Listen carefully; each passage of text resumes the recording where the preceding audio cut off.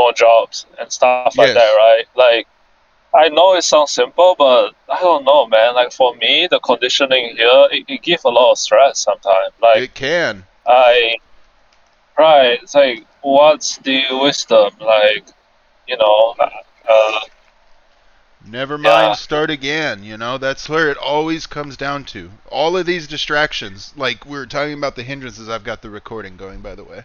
We were talking about the hindrances as distractions. So all of these are distractions from what we could say is our meditation, our practice. Our practice of being okay. right, So when we talk about looking for jobs being stressful, well, what's lying there? There's fear of some sort underneath of it all. And we could deal with that directly if we'd like to, but if there's a hindrance there that we recognize and we're dealing with that too, then we can deal with it as a distraction. So if we have stress from doubt or depression or whatever, all of these hindrances are distractions from this practice of being okay right now. We could say of meditating like a thoroughbred, of somebody that is pure and free of wanting to get something. They're just enjoying this moment right now. So right, the anxiety and such that comes up with things like career changes or job searches, this is a distraction from the job search. This is a distraction from being okay while we're doing it, enjoying the process of doing it, enjoying the process of finding and getting the job or of not finding the job. Every time that we don't find the job, we know where not to look. So these sorts of things are all distractions from this practice of being okay right now. Same with the person that is depressed over a long period of time. They've had lots of rumination, lots of thought, lots of mental proliferation about being a depressed person. I'm depressed, I'm depressed, I'm depressed. Well, you can see that this type of a thought, this is the kind of thought that we're talking about when we talk about sloth and torpor. Oh, it's not worth it, or oh, everything is just bad, or blah, blah, blah. Well, none of this matters, actually. This is actually a distraction from our practice of, coming back now to be okay to this collected mind. So again, when we see that, that's why at the start of all of these suttas that talk about practice, the Buddha talks about getting into seclusion and abandoning the hindrances. And mm, and then practice goes. So like I saw you talk about on our Dhamma Friends server with Dhammarato. What is that you had said about getting the mind in a good state before going to do something? That's it, is getting the mind into the state that is free of the hindrances, then doing mm, whatever it is that we're doing. And that's our practice. right, You know, mm, that's meditation. uh, right. Uh, man, this. Oh yeah. By the way, the recording is already started, right? Yes, yeah. We've been going like 3 minutes. Okay, okay, cool. Mm-hmm. Okay, yeah. No, it's also so funny. Like just now when you're talking, and then I just keep saying right. No, because really, it's like the mind is waking up. Mm-hmm. Like the thought is clear. I Yeah. was laughing because I was just thinking back in the days, 2,500 years ago, like during the times of Buddha, and imagining like if the Buddha was saying, the sound was saying, right. Right, I got it. Yeah, I'm tracking. Yeah, right. Probably, right? I mean, think of it. Those kind of words, they point us in a direction of simplicity that's just hard to deny. When you see it, it's really it's hard. easy. It's hard to deny. Yeah. Yeah. It's just so simple, So man. simple, so And straightforward. right, dude. Like, I, I mean, of course, because I practice it enough, I know this. But Mm-hmm. like, if I don't talk about this, I don't know. I don't know. It's like there's this. It's like there's this small veil of ignorance. Mm. I'm not sure how to express it. It's just there. Like it's like but yeah. I said, oh, okay. I see that now. I see that again. Yeah. Yeah. It's so simple. And I So could drop simple. it. Boom. Drop it. Right. Done. Yeah. The practice is just keep dropping it because that's all there is to it. That's right. Keep Yeah. seeing it, keep dropping it. Keep seeing it, keep dropping it. And that dropping, we could call that abandoning, abandoning it. Abandoning that unwholesome quality of the hindrance, of the distraction. And coming back to what's Yeah. here right now, which is the goal, to being okay. And so when we see the dukkha and then we bring about dukkha nirodha, Done. I saw another friend of ours, the Kresny, saying, "What's next? The one step eightfold path, you know?" And like we always talk about, you know, everything the Buddha says comes down to dukkha, dukkha, nirodha. You know, so yeah, it's that easy. It's abandon it unwholesome quality and come into the cessation of dukkha. You know, so if we see it, then we know the origination of it. If we know the origination of it, we abandon it. You know, there's not that extra step in there of the 1.5 noble truth of figure it out. You know, there's nothing like Yeah. that. You know, there's step 1, see it. Step 2, abandon the cause. You know, step 3, ooh, yeah, nice. Step 4, do it again. You know, and so we don't have to worry about the step of like, let me figure out the distraction. No, the distraction is a distraction. It's when you take it apart, it's still going to be a distraction. You know, so we don't need to spend more time distracted. You know, we're actually practicing so we spend less time distracted. We spend less time scattered, more time collected, more time composed. You know, and when we do that, that's when, you know, we stop missing what it is that we're doing that says, oh shit, I don't know why the mind moved, you know, like that. Well, let's say, never mind, because that I don't know. Yeah, we do. You know what I mean? We do. We know why the mind moved like that. Dukkha. The end. You know, so where's the origination? Let's abandon it. What are we grasping at? Well, right now we're grasping at a distraction if we're trying to figure it out. You know what I mean? So then we say, there's that distraction. I see that, Mara. Thank you for coming to visit. Have a good day. I'm going to drink this tea and enjoy my time. You know, because I don't need to figure out the dukkha. You know, I don't need to figure out why, blah, blah, blah, blah, blah. I know it's old junk. You know what I mean? I know it's stuff that's not here right now, and I know it's not here right now because I'm looking and I'm seeing what's here right now. You know, so that's why we say that freedom is for one with knowledge and vision. You know, because we have the knowledge of things like dukkha, dukkha nirodha, and then we have the vision, you know, that first-hand experience of seeing dukkha and quenching dukkha. So freedom is for one with knowledge and vision. You know, we can have all the knowledge in the world. Some people, they talk about Dhamma like this a lot. You know, they have a lot of ideas about what Dhamma is, whether or not Dhamma is going to save them in their old age, whether or not this, that, or the other thing. But you can see that this is all knowledge. You know, this is just things that people know. These are ideas and notions that they have floating around. But if they don't put the ideas and notions that the Buddha put out into practice, they don't ever get that second component that is actual liberating freedom, which is the vision of things as they are, you know, which is how we can actually do the dukkha, dukkha, nirodha. Without vision of things as they are, can't know the path. And what is not the path? You just sit there pondering and thinking all day. Yeah. Wait, Brad just he said the TV show is only thing keeping my mind chill right now. Cussing from the phone. I think he's joining soon. Yeah. Anyway. Okay, cool. Yeah, totally. Wait, just now you said something. I really like that too. I agree. So, you know, when we talk about, you know, depression, right? Yeah. So simple, man. Like the way we frame it is just like, hey, let's make a wholesome change. Like let's but yeah, that's the thing. But the ignorance will make you think, oh, you need to solve a problem, and Yes. there's a problem to solve. Yes. Yeah, Yeah, rather than this depression, these thoughts of me being depressed is a distraction from my practice of being okay, you know? And so we can see how that leads to different outcomes, you know? If we dwell on thoughts of depression, if we dwell on that distraction, then we're going to meditate on that depression, you know? And when we meditate on the depression, it's going to grow. You know, and it's going to become, we're going to be more and more depressed because we're meditating on a distraction. We're meditating on sensuality. We're meditating like that hag that's talked about in the Thoroughbred Sutta. You know, we're sitting there going fodder, fodder, fodder, depression, depression, depression, depression, instead of, oh, I see that depression, I'm going to take a shower. Okay, I see that depression, I see that thought of depression, I'm going to go for a walk.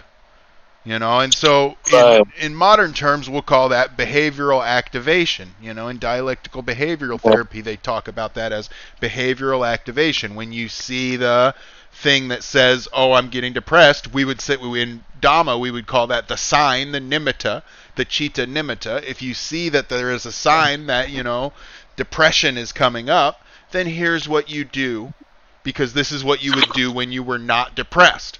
You know, people have a list Right. often. They're like, I would go skateboarding, I would go on a walk, I would go to the climbing gym, I would go, talk to my friends, whatever. And then they'll get Um, depressed, and the normal person will go, oh, I can't do that list right now. I would do that list if I felt good. And that's right. that's the thought of sloth and torpor. That's the thought of depression. That's the hindrance or the distraction right there. So then we go, oh, I see that. No, I'm going to eat breakfast. You know what I mean? So we Right. replace the thoughts. Boom, boom, boom, boom, boom, boom, boom. Keep replacing the thoughts. Keep changing them out. And that way we keep abandoning those hindrances, because it's an active process. It's Right. not a process of seeing the thought of depression come up and stay and repeat and repeat and repeat. That's the way that most people are taught about meditation. They're taught to meditate on distraction, you know? And it can be the distraction of the tip of the nose, or it can be the distraction of depression, Either way, underneath of it all is that sensual desire. And when we meditate on sensual desire, of course, we're not going to have the results that the Buddha talked about. Because like I said, the Right. first thing the Buddha said is get secluded from the world and get secluded from the Right. hindrances, from the distractions. Right. Right. Because like you said about a Yeah. problem, the ignorance says there's a problem. But when we get secluded from the hindrances, when we abandon the hindrances, we see clearly there's no problem, like you said. And then we go to correct practice. But if the Right. mind is in the hindrances, then of course the practice is going to be hindered. It's going to be distracted. It's going to be incorrect practice. Mm. No, and you know what? Surprised me again and again. It's so simple, straightforward, but like when, at least for me, when I don't pay attention, I meditate on the distraction. Yes, It, right. it, it just surprised me. It's just so like yeah, and what surprised me is like it's not like I've been practicing for years, and I'm not using that as like a comparison. Right. That's a try, but it's I just realized, wow, even though practice for years, it still happens. Wow, that's crazy. Yes, and so you can see why the Buddha praised the wholesome quality of diligence. He said, nothing that Right, I know of causes wholesome qualities to increase and maintain more than diligence. Wakefulness, watchfulness, paying attention. He right, said, when we pay attention, when we're diligent in how we do that, then all the wholesome qualities increase and maintain. And he said, I don't know of anything other than, heedlessness, okay, that causes unwholesome qualities to build and maintain and wholesome qualities to decline. So this is really what we could see, is that when we meditate on the distraction, guess what? We get really good at that. You know what I mean? And so then we start doing it out of habit. And then we wake up to that habit and say, aha, I'm not doing that anymore. Now I'm going to abandon distractions, abandon hindrances. I'm going to meditate on what's here right now, instead of on wanting to get something. Because every time that we meditate on the distraction, that's what we're trying to do. We're trying to get something. We're trying to get something to be different. We're trying to get someone to feel some way. We're trying to get some answer or some problem solved. We're always trying to get something when we're in the hindrances or the distractions. When really we can see that right now we have what we need to do whatever it mm, is, when we come out of the hindrances, come out of the distractions, and then that way we can come into that first jhana, right, thinking and pondering, actually doing the meditation of wholesome thoughts one after another, actually doing the meditation of wholesome speech, wholesome livelihood, wholesome action. This is the Noble Eightfold Path. It can't happen in a closet, it happens throughout all of the postures. mm, yeah, Yeah, that's why we say that those first seven are supports, and that when those first seven are there, that eighth, that noble right composure is there. And when noble right composure is there, we know that noble right knowledge and noble right liberation are there as well. So like I said, as soon as it comes up, bam, it's done. As soon as it comes up, it's there. Whap. Hello. not sure who doing. Potato. Oh, then it can. Yep. Good to see you. Good morning. We're talking on the recording about Hey guys. So practice and being okay. Hey, hey. I have so I want to clarify something. Yeah. Uh, not so usually I have this I call this like the compulsion, the OCD part of my mind. Mhm. Like it plays this game sometimes, like when I'm not sure what's happening, and then it wants to it wants to find certainty Yeah. in. So one thing I noticed that it plays on lately was like it goes to this story of like I mean as funny as irrelevant as it sounds, it's like let's say I have stress about my work, and then I start doubting my relationship with my girlfriend. Mhm. I know, I know it's like totally irrelevant. It's like why would my mind jump there? But that's a kind of compulsion because like I'm trying to find a feeling, like a feeling of like I don't know, it's just this very weird thing I do. And sometimes I feel scared of talking to my girlfriend sometimes because I scared this compulsion coming out, trying to check my feeling. Like, do Mhm. like, am I really attracted to her? We've been in a Yeah. relationship for 2 years now, and like, you see, but like when things are okay, when I don't entertain the hindrances and stuff like that, Mhm. I just like, no, yeah, why did my mind spin there? Mhm. And it's such a fucking weird thing. And so I guess my question is basically just, when we talk about behavior activation things, right? Yeah. Like when those things come out, like, okay, you know what? I'm not gonna meditate on the depression. I'm gonna take a bath and stuff like that. Mhm. So in terms of like my compulsion, when this sort of thing came out, Mm. um, I know it's easier said than like I know it's that simple, really. Just do what like the wholesome thing, like do what needs to be done, that kind of thing, and usually it will go away. I Yeah, don't know, and I like. would say that when I see stuff like that, okay, like when I have something come up like that and I see it, call it out. Ah, I see that. I don't have to think like that right now. I don't have to think about that right now. I'm safe. I'm secure. I'm comfortable. I'm satisfied. And so when we catch it like that, I see that movement, because we know why the mind moved to something that sucked. It's because attention lapsed. There was a distraction, and it's not something we have to figure out. We don't have to figure out distractions, and so when we think about it like that, we can see that the distraction of like sensual desire, for example, wanting someone to come and make a feeling different, or even wanting to pick a fight with someone, you know, Right, all of these ways are right, ways of trying to manipulate feeling, when really we right, can see, oh, I see that thought. I know where that's going. I've been there. I've done that. I don't want to go that way again. So I'm going to think right, about how I'm okay.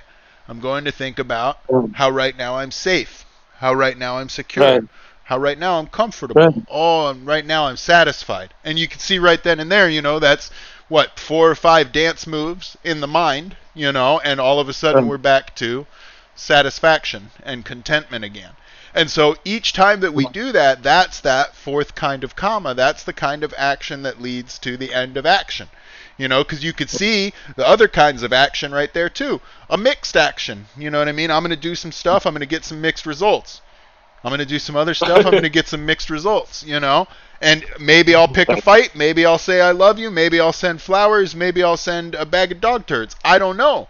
But it's going to be a mixed action getting a mixed result. Whereas the kind of karma that the Buddha praised is that kind that we just talked about, where, aha, I see that. I see that. I know where that's going. I know what that kind of mixed action brings. It brings mixed results. Well, I'm going to take the action that leads to the end of that action. I'm going to relax. I'm going to let go of what it is that I'm holding right, on to here, which is a distraction. You know what I mean? It's desire for something to be right, different, or fear. Fear, we could even say, is a desire for something to be different.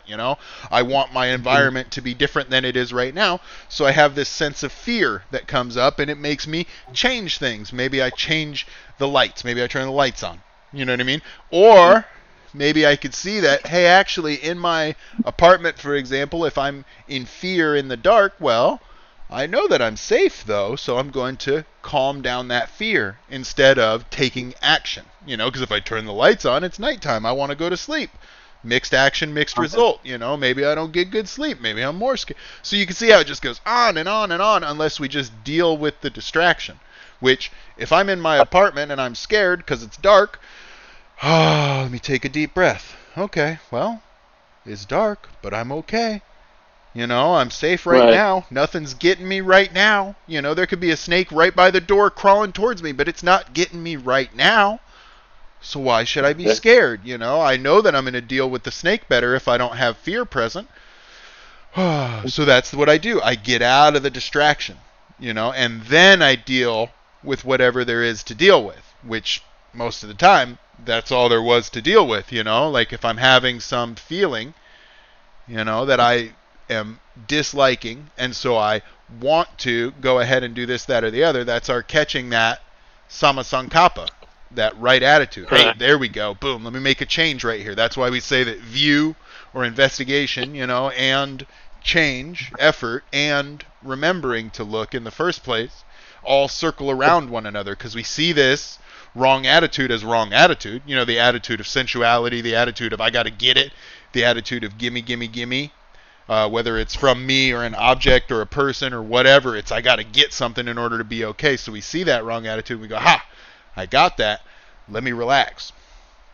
Once I relax, I can see clearly that, okay, I don't have to get the thing right now. Like, I don't need that right now. And that's a Do wholesome thought, so that's improving and maintaining the thought, applying and sustaining. right. So very quickly, we the unwholesome state of mind that hindrances wants to manipulate feeling, right? That's Yeah. why we do a lot of weak thing and get mixed results and stuff like that. Yes. But over here, when we talk about the wholesome Dharma, Mm-hmm. there is a thought that I do see that it's very wholesome. Is that, hey, if you want to feel how you want to feel, how will you feel right now? That Yes. feels different. That doesn't. Yeah, can you explain why that feels different? Well, because that's a change of the feeling directly. And that's what the Buddha I see. praised very highly. When he talks about the escape from feeling in the suttas, that's how it's normally translated as the escape from feeling. But really, what he's talking about is the changing of the feeling. Because we can change the feelings, we can I escape see. from Right. what it is that's going on, whatever it is. That's the escape from feelings, is the ability to change it through practice. Okay. Yeah, so Right. like the Right. Do. practice of dropping, if we drop the craving that says that there's a being here to begin with, because you could see in Paticca Samuppada, it very clearly dictates and shows that one of the supporting conditions for feeling is the six sense bases. So even that can change when we change the way that we think about things. We can drop those. Whoop, not me, not mine. All of a sudden, the feeling is very different. Right. And so this is something else that we talk about when we talk about changing, as we talk about changing the feeling, changing the feeling tone. And we can see that this happens throughout life anyways. What you like as food when you're 5 years old is probably different from what you like as food when you're 35 years old. So normally this process is something that just happens based off of sense impingement. Kind of like how maybe positive and negatively weighted, kind of the next word choice in an LLM or something like that might change over time due to like training data and the weighting of the values being modified to go ahead and represent something that's a little more profitable, we could say nowadays. And so, same thing is happening with these feelings to begin with, but you can change them on purpose when you pay attention. So that's the thing about it. You can pay attention and you can take any one of those feelings as a basis for non-reactivity, any one of those three feelings. And so in that way, immediately the feeling changes, because it's no longer a pleasant or a neutral or a mixed or a negative feeling. It's just this feeling, non-reactive, just this feeling right here, right now. This is so interesting because, in a lot of modern psychology or whatever, when they talk about, like, hey, feeling are just feeling, but I've like they're missing a component because over here we do talk about, like what the Buddha prays, that we can change this feeling. Mm-hmm. Like there's something, yeah, because they're just they are right on the feeling I just feeling, but they are stuck somewhere. And then they become enduring. They endure dukkha, right? Like using Yes. dukkha to get out, kind of Another thing. thing that happens is people confuse feeling with emotional thought. Mhm. So sadness, there's no sad feeling. Feeling is painful, pleasant, or mixed. Sadness is probably a mixed feeling, considering that in order to have sadness, you must have some idea of its opposite. Okay, a comparison. And so obviously it's a mixed feeling. But people will label it at times as sadness. At other times they'll label it as joy. Some of the same physiological characteristics of that emotion, that expression of emotional thought, expressed through Right. speech and bodily action. So we can see that what we're talking about is not suppressing the feeling of anything. We're talking about the abandoning the afflictive emotional thought, meaning the shit that hurts. And so every time that we abandon those thoughts, which come up in the shape of that's me, that's mine, I'm gonna get it, I want it, I lost it, I got it, now I don't have it, and they've got it and I don't, whatever it is, that we're attempting to appropriate, we could say, from experience or from nature, whatever it is that Yeah. we're attempting to personalize, we could say that that's the afflictive emotional thought, that afflictive emotional thinking. So not, and again, we're being really specific. We're not saying emotional thought is bad.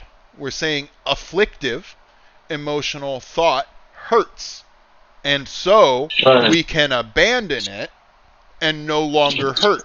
Now, there's no part of that that has anything to do with what we normally hear about in pop psychology or self improvement type things, where we hear about positive thinking or we hear about toxic, what do they call it? Bypassing. It has nothing to do with any of that, What we're doing is we're recognizing harmful thoughts as harmful and non harmful thoughts as non harmful. So when we talk Right. about it and people have that type of an objection, it is just because they're concerned. They've heard before about, oh, that's like the guy that just doesn't care about anything. He doesn't suffer because he's a psychopath or something like that. And that's not what we're talking about. What we're talking about is actually taking a close look at what is here before we start chopping everything up. So Right. what we could say is quite simply that this experience is here, okay, like it is, we could say complete before we start chopping it up, before we start personalizing it. And it's that Right. personalization that is hurt, that is harmful. Not just for me. That's the thing about, the idea of the psychopath or the sociopath is quite simply that that person is not harmful to themselves, perhaps, although if you look, they are. They're not really Yeah. promoting their own good health and well-being in their actions or in their speech. So that's already an initial mistake that somebody would make, is to think that they're a-okay, flying high in the sky, no problem. But the next one would be that they don't harm themselves. That they're looking to harm others.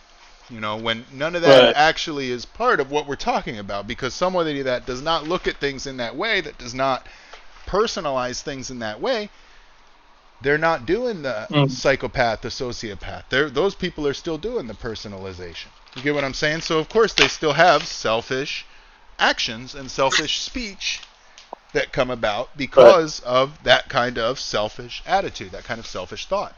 And it's nothing Right. crazy. So when we're talking about things like that, we can easily say we're not talking about suppression, we're not talking about repression, we're not talking about bypassing things. What we're talking about is simply identifying harmful thought and abandoning it, and then identifying non-harmful thought and promoting it. Right. I think this is actually a very funny thing too. Like going back to the feeling thing. Yes. Yeah, like even in Buddhism, um, I don't know why. Like, I mean, no, I mean, sorry, I shouldn't say I don't know why. But basically, it is what it is. Um, you have people talk about, oh, just observing, passing and going, and everything. Like yeah, kind of true. But if you don't see the dukkha, if you don't see the perpetuating the thing you are doing, the personalized thing, then you're gonna get stuck in it. That's Right, right. And right, that's why when you like do see the suttas talk about right. knowledge of arising and passing, it is immediately followed by talking about how keeping the perception of arising and passing in mind, so keeping anicca in mind, one sees and develops on purpose the Right. perception or the recognition of anatta. So it's Mm. not just seeing anicca, it's seeing anicca and recognizing anatta. You get what I'm saying? And to recognize Yeah. anatta, to develop that perception, is to see those harmful thoughts of me, mine, I gotta get it, I want it, and abandon them. So that's the thing that people Right. think, is that this is a magical thing. This is a perception. This is a recognition that is developed. When we recognize anicca over and over, oh yeah, things are always changing. Look at all, in my investigation, look at all the evidence I have of everything always changing. It's always changing. Wow. No solid ground. Holy crap, everything is always in flux. Well, And then there's right, and then there's joy yes, in the seeing of things are changing. Right, that's what makes it so super mundane, yes. because you are like some people, because they intellectualize it, they fall into nihilism. They feel very, oh no, things are changing. Like That's right. there's no sense. Yeah, That's exactly. right. And so when we develop the perception, say the nihilism perception pops up, one of the extremes. Oh no, everything. Hey, I see that. I don't have to do Mm. that right now. I'm okay. Mm. I can handle the change. All of a sudden, Mm. all that selfing crap is taken out. And it just took one thought of, I see that. I got that. Aha. Right. Right there. I see that thought. Oh, I know that. I know where that leads. I've been there. I've done that. I'm not doing it again. I'm already right. okay. I'm safe. I'm secure. I'm happy things are changing. If everything was stuck, it'd be a real pain in the butt. Wow, how nice. And so right then and there, that is the development of the recognition of anatta. So when we take it Right. out of the superstitious thing, it becomes this really easy, pleasant thing to do right now, because we know that it's Right. good for us now, and later on it'll be good for us too, whenever that gets Right. here. But we don't need to worry about that, because we're right here. Right. Everything's all right. So, yeah, the Right. development of anicca, the development of the recognition of anicca, practicing the perception of, yeah, things are always changing. Holy cow, cool. Will remind us to look again and again as well. Because that's another thing that the recognition of anatta is, well, look, this is an action that brings a result. Looking brings the result of seeing. Do it again, do it again, do it again, do it again. No longer is there someone there to get hung up on the idea of how long. Oh, what about blah, blah, blah, blah, blah. Because we can see those are the distractions. Those are the hindrances. How long is the hindrance of doubt? It's all of them. I keep talking about the hindrances as if they're different things, but that's it. The distractions are all craving, so it's nothing to figure out. When the distraction of doubt comes up, we already know that's some craving that got away, so who cares? Chuck it out. Oh, how long? I don't care. Cack. I'm okay right now. Get out of here. Goodbye. I don't Mm. need to think like that right now. I'm already okay. Right.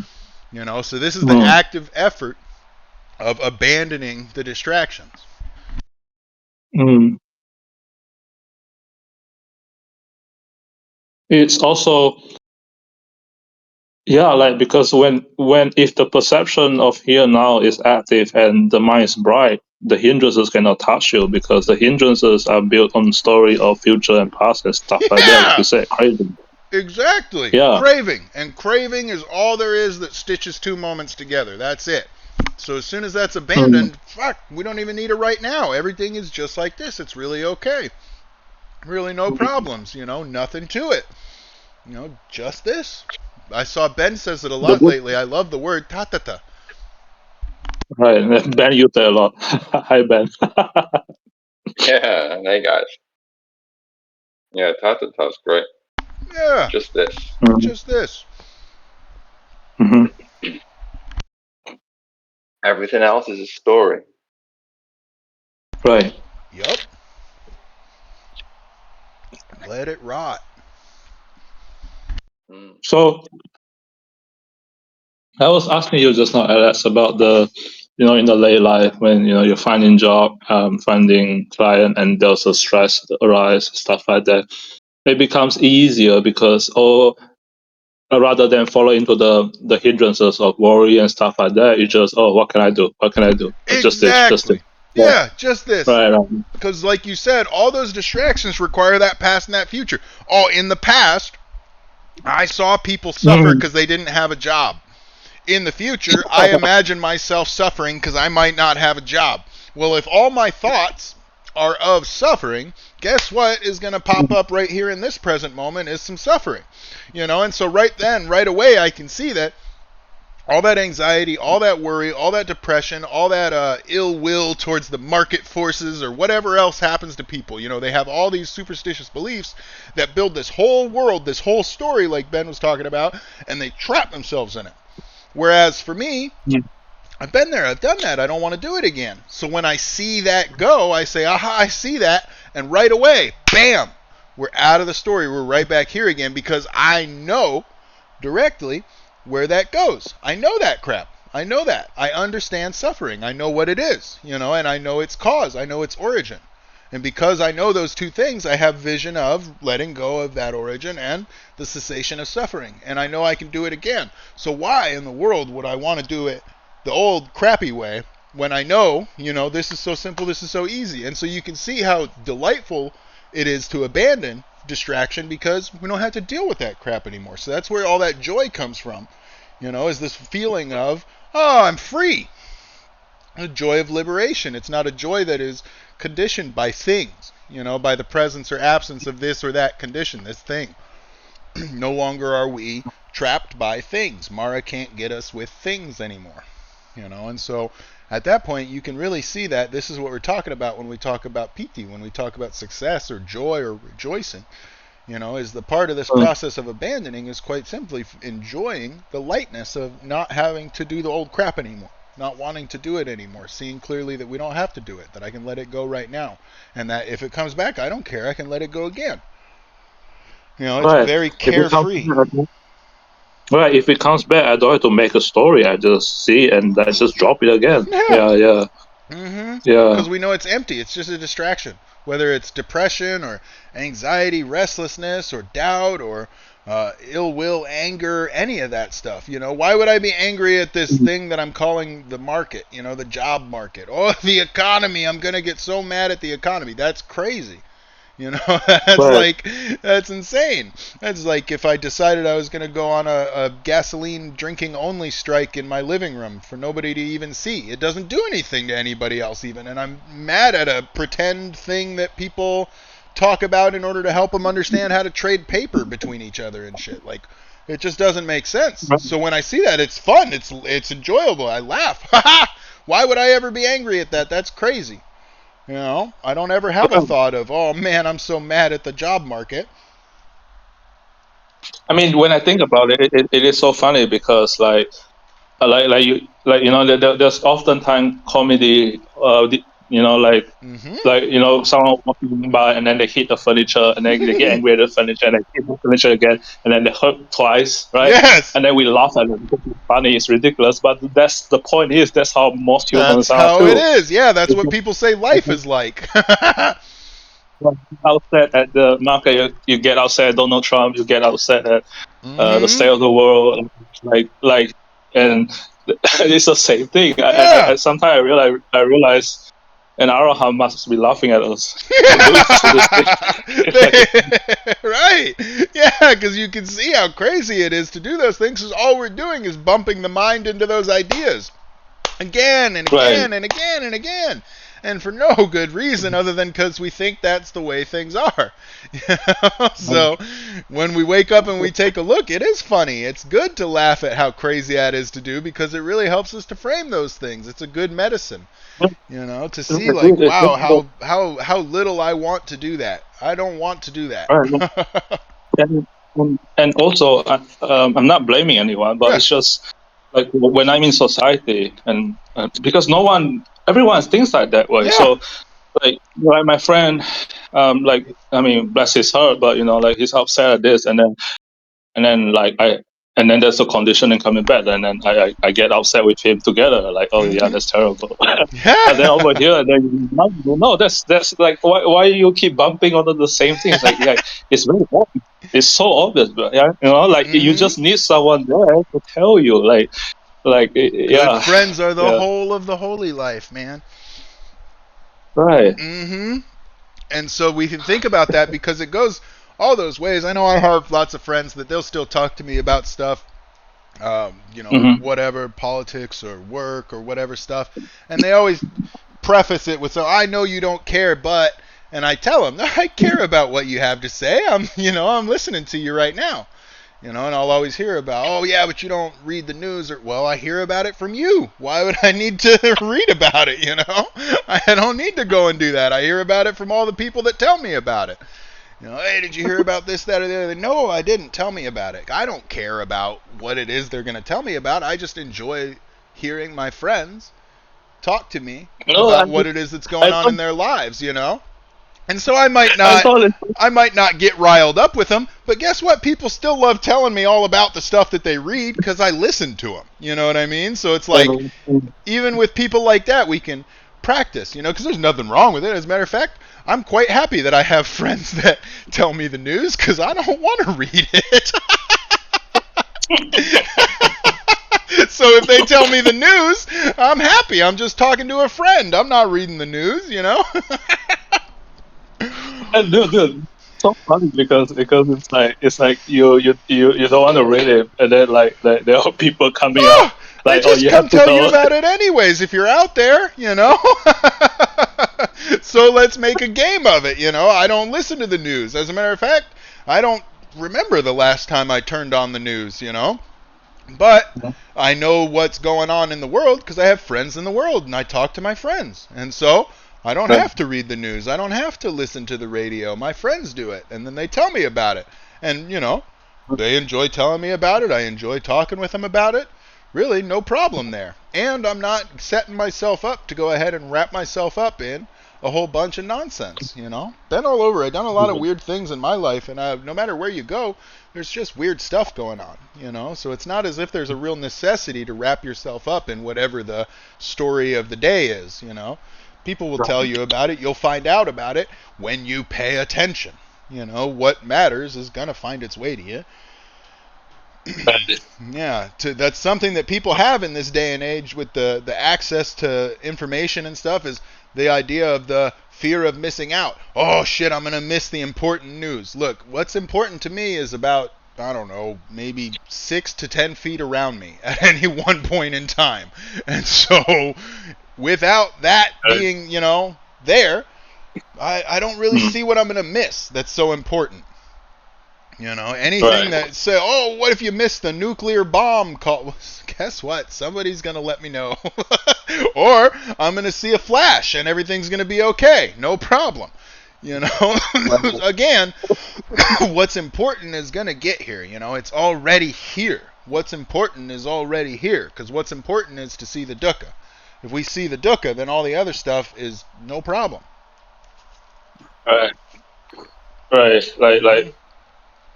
because like the Buddha said, he only see dissatisfaction and the cessation of it. Yes, right. Rise, everything coming up is stress coming up. Everything going away is stress going away. And so we can see right then and there where the distractions are, the hindrances are. Boom. Right. So we are like almost like paying attention to the thing that should be worthwhile to be investigated. Right. Like this is pretty much all there is to it. I mean, Yeah. at the same time, there's nothing. So Yes, right. Yeah, it's very easy, yeah. very easy. There's nothing to itness is exactly why we can practice, why we can change feeling, why we can change thought, why we can do these things and see that there is nothing to them, that they are malleable. In ACT, in psychological terms nowadays, they call that psychological flexibility. And that's what they are promoting when they are helping their people accept what's here right now and commit to living in line with their values. Which is what we're talking about like this. What do we value? Well, one of the things we value very highly is seeing stress and quenching stress, So accepting what's here right now, seeing the stress, accepting that it is here right now, understanding that it is here right now, and quenching that is what we're talking about when we're talking about psychological flexibility. So the more, Right. and the Buddha talks about it in terms of a goldsmith purifying gold. They keep melting it down and removing the impurities. And at first it's very impure, it's very brittle. It's not flexible, But as he melts it down over and over, works with it again and again and again, repeats the process, and removes these impurities, he sees that this gold is malleable, and by the end of him working with it, he can see that, and playing with it, he can see that he can make whatever he wants out of it. Whatever he needs to make out of it, he can make out of it. And so that's what we're talking about with the mind as well, and it's the same idea of psychological flexibility, of the ability, in the way that Buddha would talk about it in the two kinds of thought sutta, would be he thinks what he wants to think, and he doesn't think what he doesn't want to think. And really that's what we talk about flexibility like that, is the mind is trained to the point that what comes up is what comes up. It's not a problem. It's not stressful. It's not personalized. It's not an issue. It's not appropriated. Right. And when we have thoughts like changing how we want to feel, that's flexible because it's the thoughts that counts. And when we fall into like trying to manipulate feeling and stuff like that, that's a rigid one, because it's dukkha. Yes. The dukkha makes you rigid, right? Like yes. Dukkha makes you, Right. And so you could like, see in the one where the guy came to the Buddha and he was like, I want to be a dog, and the guy came to the Buddha and he was like, I want to be a cow. The Buddha told them, look, if you do that practice, you're either going to be a dog surrounded by dogs, or you're going to be in hell, because you're not going to be a dog surrounded by dogs. So every time that we try to manipulate it like that, it has to feel like this. You probably can't remember exactly what it felt like to begin with anyway, so you're already crazy, because you're saying, I don't know where this place is, but I got to get there. So you're never going to get there. You know what I mean? And so you're going to be constantly failing. You're going to be in hell. You're going to be miserable. If you try to manipulate feeling, you'll have a lot of stress. And that's the same thing like jhana. Like when people have the first time they had the jhana and that's so nice, and they want it again. Yeah. And rather than practicing how it should, sense of just wholesome thought right here, right now, and then you say, oh, you want jhana, you want jhana. That's right. Yeah, it's jhana, and they want the jhana back, but they don't see that the reason the jhana was ever there in the first place was because they came out of the hindrances and had a wholesome thought after another wholesome thought. And that kind of a relief, people are so distracted. The average person that has ever lived in all of humanity is so distracted that it is a religious experience, we could say, for them to go ahead and come out of distraction and into a wholesome state with wholesome mental qualities for what could be the first time in that person's life. It is something that they will talk about. Oh, it was revelatory. Oh, the skies opened. Everything was beautiful. And then they'll come back into the distractions and go, oh, Lord, you have forsaken me.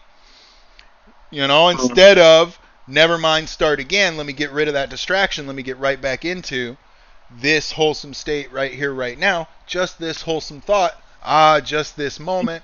Let me relax. And the gaps are there. And when we're relaxed and the gaps come up, oh, how nice.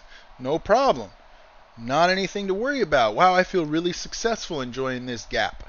I feel really content with the gap in the thought right now. Wow, no problem. So then when the thoughts do come back up, because we have a well-trained mind, a well-practiced mind, and those thoughts are wholesome as well, wow, I really see that there's not much difference between the gap and the thought. Everything is actually okay. And so this is what we talk about when we talk about getting into physical seclusion, getting secluded from the hindrances, and coming out of seclusion. Because when we come back out of seclusion, we see it again and again and again. Okay, I don't actually have to pick up the hindrances as soon as I stand up off the whatever, chair, couch, floor, bed, whatever that we're doing the meditation on, the 10 minutes in the closet or whatever. Whereas you'll hear most of the time when people get together to talk about Dhamma like this, they're talking about how do you pay attention to your nose? You know what I mean? How do you do that? How do you get your belly button to be really noticeable? Sometimes I don't know where my belly button is. These are the kinds of conversations that normal happen in a meditation group, So here we can see that we don't really care about that part. Oh, the 10 minutes in the closet, because it's not about that. It's about can we do it right now? And right now often encompasses a different posture than the right now that just was here. So one of the things the Buddha talked about in the suttas is he wouldn't just talk about how these people can do this when they sit in the woods. He says these people can do this, these guys that are practicing like this, they can do this now. They can do it when they're walking. They can do it when they're sitting. They can do it when they're laying down. They can do it when they're just standing up. They can do it right now. And that was something that he emphasized because so many people meditate on their distractions. And then they wonder why they don't get value out of their practice, rather than the practice of abandoning the distractions and being here with what is. Everything is okay. Wow, look at that. I got value from it right now, and I know how to do it again. So that means that the next time that the doubt comes up for the person, they can see it and say, no, I've done that. I got that. I handled it already. I could do it again right now. I could do it again right now. And you can see right here that now that the hindrance is abandoned, the distraction of doubt is abandoned, we no longer have the distraction of doubt present in the mind. We actually have the awakening factor of confidence. So this is why when we talk about anapanasati and we talk about a practice that the Buddha described, this is why anapanasati is a complete thing. It's the complete package, by paying attention to satipatthana, by establishing, we could say, inward attention, introspective attention at the body, at the feelings, at the mood, and at the objects that are in our experience. By looking at these things this way and remembering to look again and again, we abandon the hindrances. When we abandon the hindrances, this is the first jhana. Now we're thinking and pondering on things like the factors of awakening. All right, we have mindfulness as the controller. We have faith over here, or confidence. We have tranquility. We have joy. We have all of these sorts of things. Collectedness and calmness. So we have these different factors that now we're looking at those. We're balancing those. We're no longer playing with distraction. Now we're playing with what is here right now.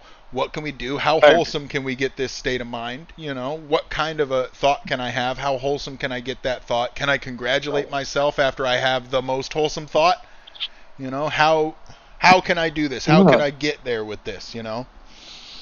It's not so simple. Like, hey, play with the wholesome. Don't play with the distraction. Don't play with the.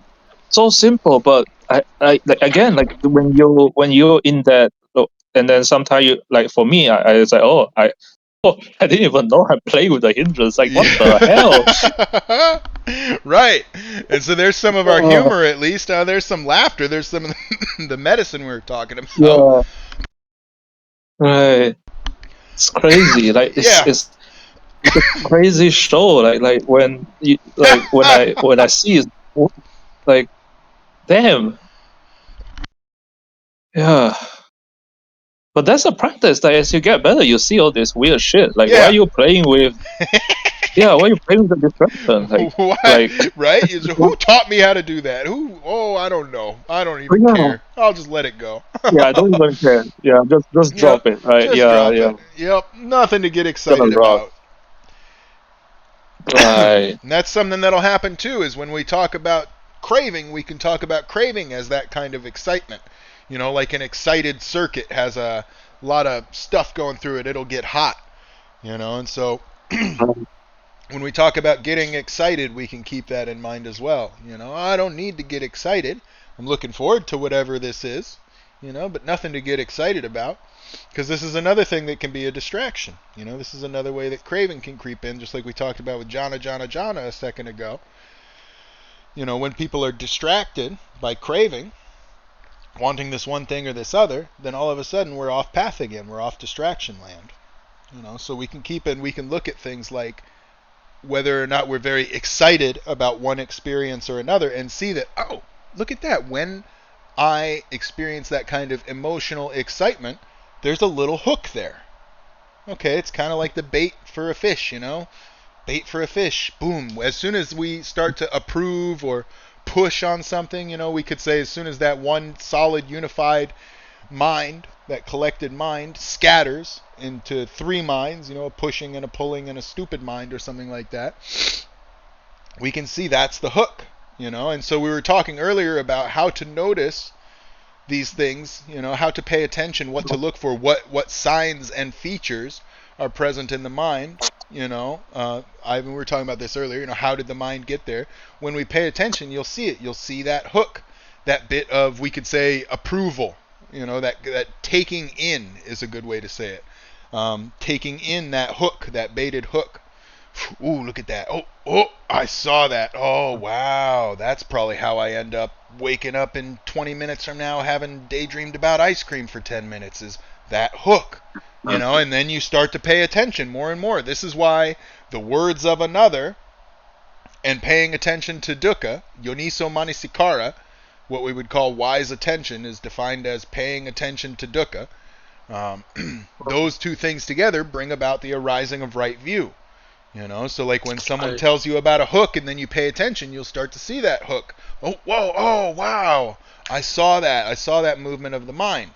I saw it get excited about something. And it doesn't mean always that it likes something. It could also mean that, I saw it get excited about whatever. I had one thought of bankruptcy or unemployment, and I saw the mind get excited about that, start to push on it. Whoa, wow. That's the origin of the thought, So again, it's not that deep, So even when we go to investigate and we see where it comes from, it always comes from something that's right here, right now, And so that's the reason that the hindrances are the distractions to be abandoned, is because those movements of the mind, they're not any more subtle than any other movement. We just miss them because we're distracted. You get what I'm saying? Like, so when I see the excitement, the mind get excited about something, and maybe it'll get excited about something, and then it'll try to throw up some fear. Let's get scared now. And I see that. Oh, no, we don't have to get scared. Most of the time, it's literally a flash, like you could say, like a one-frame image of something in the mind, like whap, whap, and then all of a sudden the heart is freaking the fuck out. And so when you start to see that, you start to see that little bit of emotional excitement, and you start to recognize it for what it is, and it's no longer any bit of trouble. So you see the hook, and you go, no, we're not going to do that right now. I don't need to do that, and everything is okay. That's so true. Mm-hmm. So like, don't even... Oh, go ahead. No, it's so interesting. Like, like thoughts like financial insecurity and stuff like that. Like, it it baits you into, like, you have to plan from fear. You have to prevent this thing from happening. Yeah.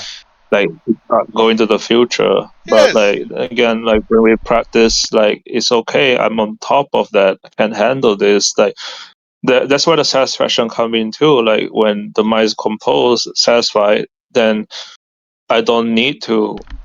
Yeah, like, it's... Yeah, so it's easier to not go into the future when you're satisfied here. That's right. There's no need that's to. not rocket science. Right. Yeah, the need to drops away, and we can see that it becomes a want. Now, we can also see that it was always a want, which is nice to know. A lot of people will, start to practice, and they'll start to see this, and then they'll start to go into unwholesome thoughts immediately about how bad they feel for not knowing this earlier. You always hear people, it's so nice to practice now, but I wish I knew this when I was 12. Like, dude, you're 36. Be happy you're 36 and you know it. Like, most people that have ever lived don't know it. So, right, like, if you're 60 years old, be happy you know this at 60 years. Perfect. Because the thing, even the Buddha said, is like, a day of practicing the Dhamma is better than 1,000 days of not practicing it. Exactly. Right. And so you can see right then and there how well trained the unwholesome thinking is. Someone gets their freedom and they think, I can do it again. And then they go, but I wish I would have done it when I was 13.278 years when grandma, she dropped the shoe and broke her rib, and I just, So, again, a distraction. You know what I mean? Doubt, sensual desire. I want things to be different from how they are right now. Well, how they are right now is whenever the fuck grandma dropped her shoe. So let's come out of the distraction. Let's come back into what's here right now. Like I spoke about this with Paul the other day. Like I had some, I don't know, like again, I know I didn't pay attention, but it's like, oh, I'm grieving of like, but that's the thing. It's like because I wanting something. I at this moment is not how it. That's right. How whatever the mind's making it out to be, but when like the distraction again, I fall for the distraction. I play with the distraction. Yeah, that's right. We play with the distraction. And now, if we start to enjoy playing with the distraction, you know what I mean? If we start to take that in as a source of, oh, I got it, look at that, rather than a source of, oh no, poor me, then we start to see how silly it is to keep playing with the distraction. You hear me talk a few times about taking the kaleidoscope apart. Right. If we're playing with the kaleidoscope, we're turning it and turning it and turning it. This is that way of never getting it just right. I'm going to get the perfect image, or sometimes we just get so distracted by the image or whatever. But if we take it apart and we see it's just a painted rock and some mirror, we go, oh, well, who cares about getting it this way or that way? Let me just have fun. Let me just be okay. Let me not worry about this thing anymore that is so simple. I've been making so much out of it, been making such a big deal about how the picture looks or what the sound is like, or whatever else, that I never even enjoy the movie, never enjoy the show. And so when we see that the show is really simple, really easy, really peasy, nothing to it, empty of any sort of like actual thing that I need to care about, then it's really easy to put the kaleidoscope down, put it back together or not, who cares? And let's just enjoy what's here right now. We don't have to meditate on fodder, meditate on distraction, meditate on the hindrances.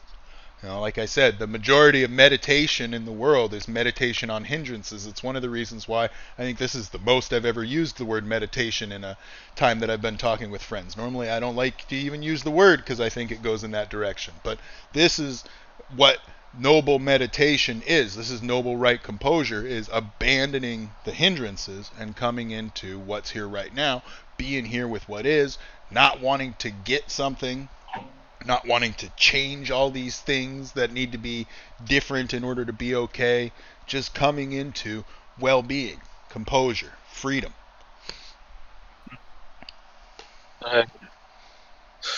The Zen kind of got it right when they speak about like whatever happens, they're gonna sit and like when you understand the context of what is being said, it's like, yeah, I agree with if you're speaking in that way, in a sense of like whatever posture, when you go outside, the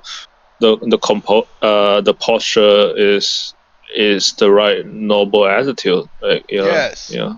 Yes. Yeah. Right, noble attitude. Yeah, that noble attitude is a good way to put it, because everything comes forth from that anyways. That's that kind of thing that we're talking about when we say that mono comes before everything, that everything comes forth from mono, from mind. It's talking about that that thinking mind, that intellectual mind, not that affective mind, not that feeling mind, that citta. Everything comes forth from that. So when we talk in Anapanasati, we talk about mind gladdening mind. That's how it does it. Mano reaches in and gladdens the citta. Boosh, boosh, boosh, again and again, with wholesome thought, with wholesome image. So we can remember that we think nama rupa, video and voice. Video and voice, so nama rupa. Mano drops in those nama rupas, and the citta is gladdened.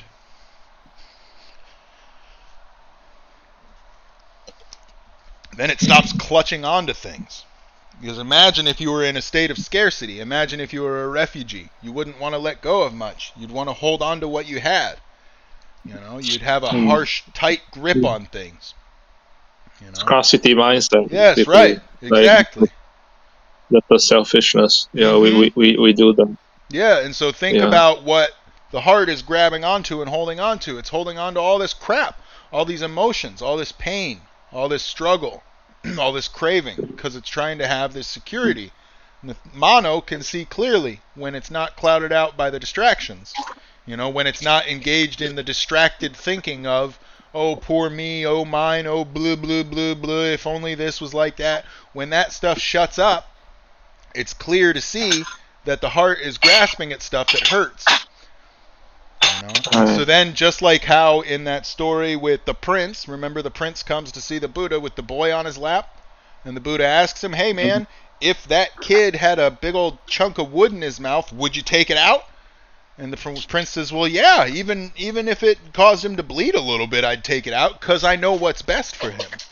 And the Buddha said, yeah, just like that. That's how this is, because the heart's trying to stab itself with that second dart over and over again.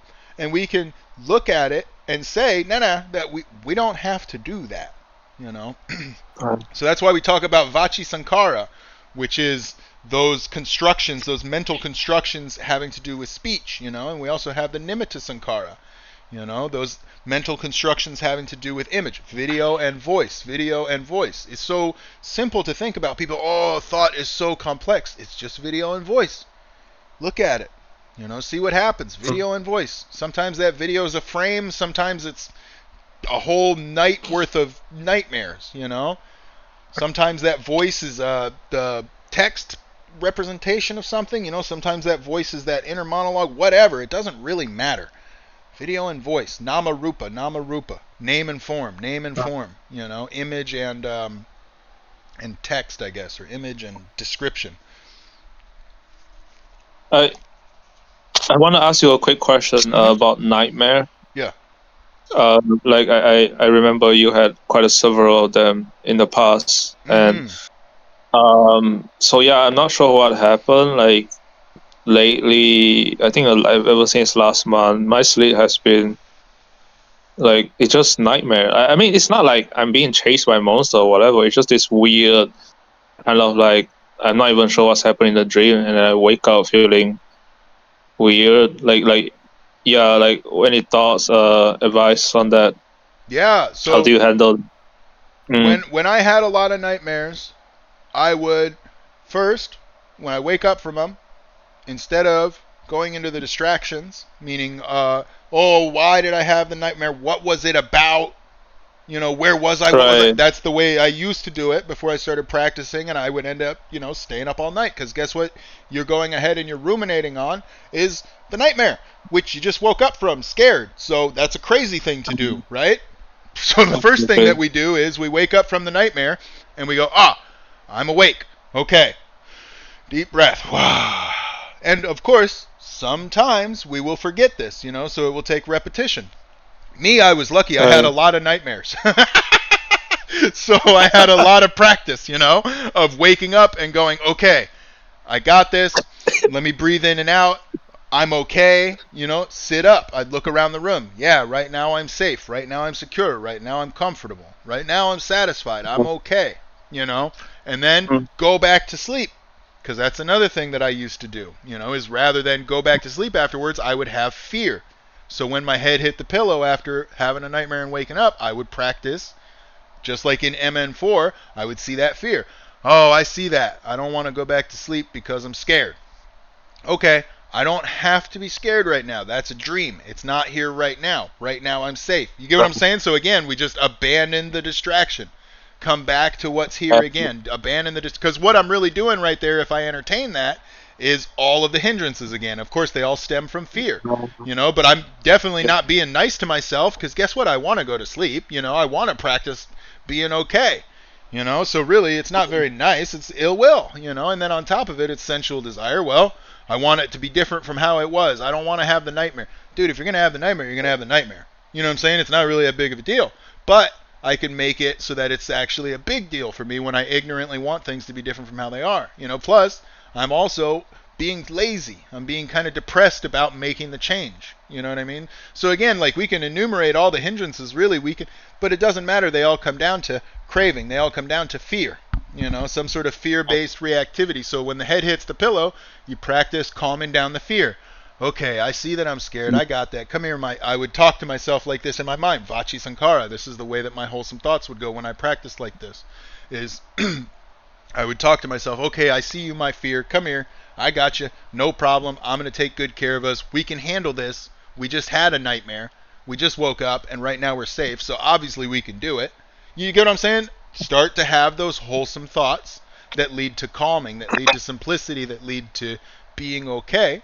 And all of a sudden you're falling asleep, you're having another nightmare, and you're waking up ready to practice. And at that point it's okay again because you're enjoying it. Whoa, wow, that was. And what would happen for me is this: as I practiced like that, the dreams would change as well, because you know what, I would go to sleep less excited, less stressed, more calm, more relaxed, which would lead to the dreams not being as crazy. And guess what that would mean? That would mean I was not as stressed during the dream. So oftentimes I would start to catch it during the dream. Oh, whoa, I'm having a nightmare. Oh, whoa, I'm asleep. Oh, boom, I wake up. Oh, whoa, that was interesting. No longer is it scary to have an experience like that. So then it's interesting. Whoa, how was that? Okay, well, I don't know, but I'm going to practice being okay, practice calming down, practice going back to sleep. Because my intent is not to have cool dreams. My intent was end the stress. Basically the intent was go to sleep.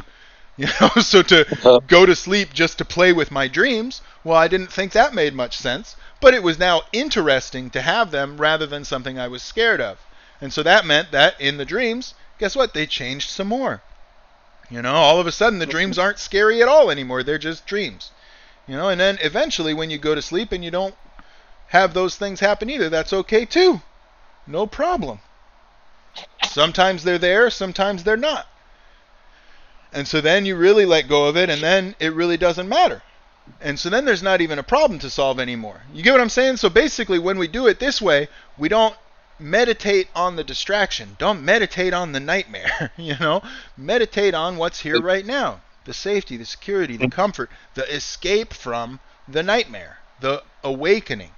And then eventually, like I said, when you're having dreams or not, if you're paying attention throughout, then there's no more nightmares. Buddha talks about this specifically when he talks about one of the outcomes of noble practice and metta. Someone that has a mind of metta, they don't got no nightmares. They sleep soundly. That's a real thing. Right. And it has to do with friendliness, because guess what? Friendly to ourselves, well, we're going to have good dreams if we have dreams. And so that's the thing about it, is these are not things that are separate from each other. Like recognizing that going to sleep stressed the first time in the night, is probably why you're going to have a nightmare. Go to sleep thinking, oh shit, nightmares, nightmares, nightmares, nightmares, nightmares. Of course, there may, in fact, as surprising as it might be, end up being a nightmare. So when we pay attention, even as we're going to sleep, oh yeah, I can relax right now. That's why I always tell people, enjoy resting. Even if they're having some bouts of insomnia, enjoy the resting.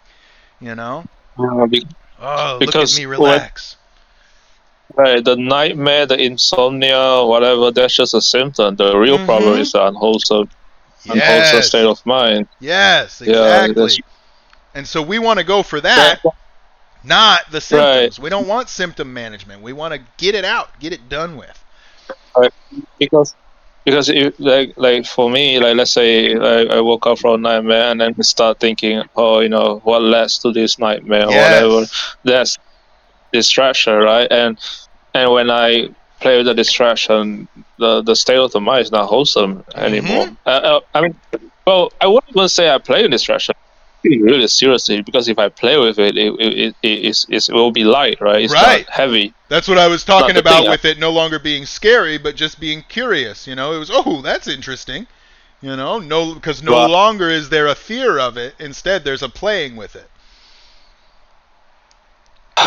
Yeah, that's so true. And so it starts with, like we talked about, it starts with calming down. This is what people talk about when we talk about samatha vipassana. Calming and seeing, stopping and seeing, And so when we wake up from it and we say, oh, yep, that happened. Right now I'm safe. Right now I'm secure. This is our calming. Just I don't need to strive. I mean, solving It's like striving. I don't have Yeah. to strive. And My Dhamma dream's not said, a problem. right? Right. Dhamma said like nothing strive for. Like striving is very ordinary. Like over here Yeah. is enthusiasm, curiosity, not to strive. Yeah, Yep. take it easy. Yes. Yeah. The nightmare isn't your nightmare. You don't have Right. to be like, oh, what? I wonder what caused this nightmare. Who cares? Like, Exactly. who cares what caused it? It's not Yeah. yours. It was some pictures the mind saw, and you don't have to turn the nightmare into a daymare by thinking about it when you don't have to. Exactly. Like, think about something nice instead. Like, you've got Mm-hmm. time for that. I, Exactly. for me, I personalize it because like it has been happening for so long, and Yeah. and then like I walk, and then like when I go through the day, like to be honest, the biggest fear is usually like, I know this sounds crazy, but that's how the compulsion of the mind works. It's like, oh, I had a nightmare and I seen this pattern before, or like my day, like this Yep. gonna be like a stressful day. Like that's how Yes. the goals, right? And essentially craving, basically. Yep. Um, yeah. That's why it pushes my button, I guess. That's why. But I can see that now. Yeah. Yeah, and we can see it, like you Yeah, talked that. about, and stop it. Right. Yeah, Stop it. Yeah. Stop it. That's the thought of yeah. I don't have to think about that right now. Ben said it too. It's one of my favorite thoughts. Anytime anything does flash like that, I don't have to think about that right now. I don't think about whatever I want.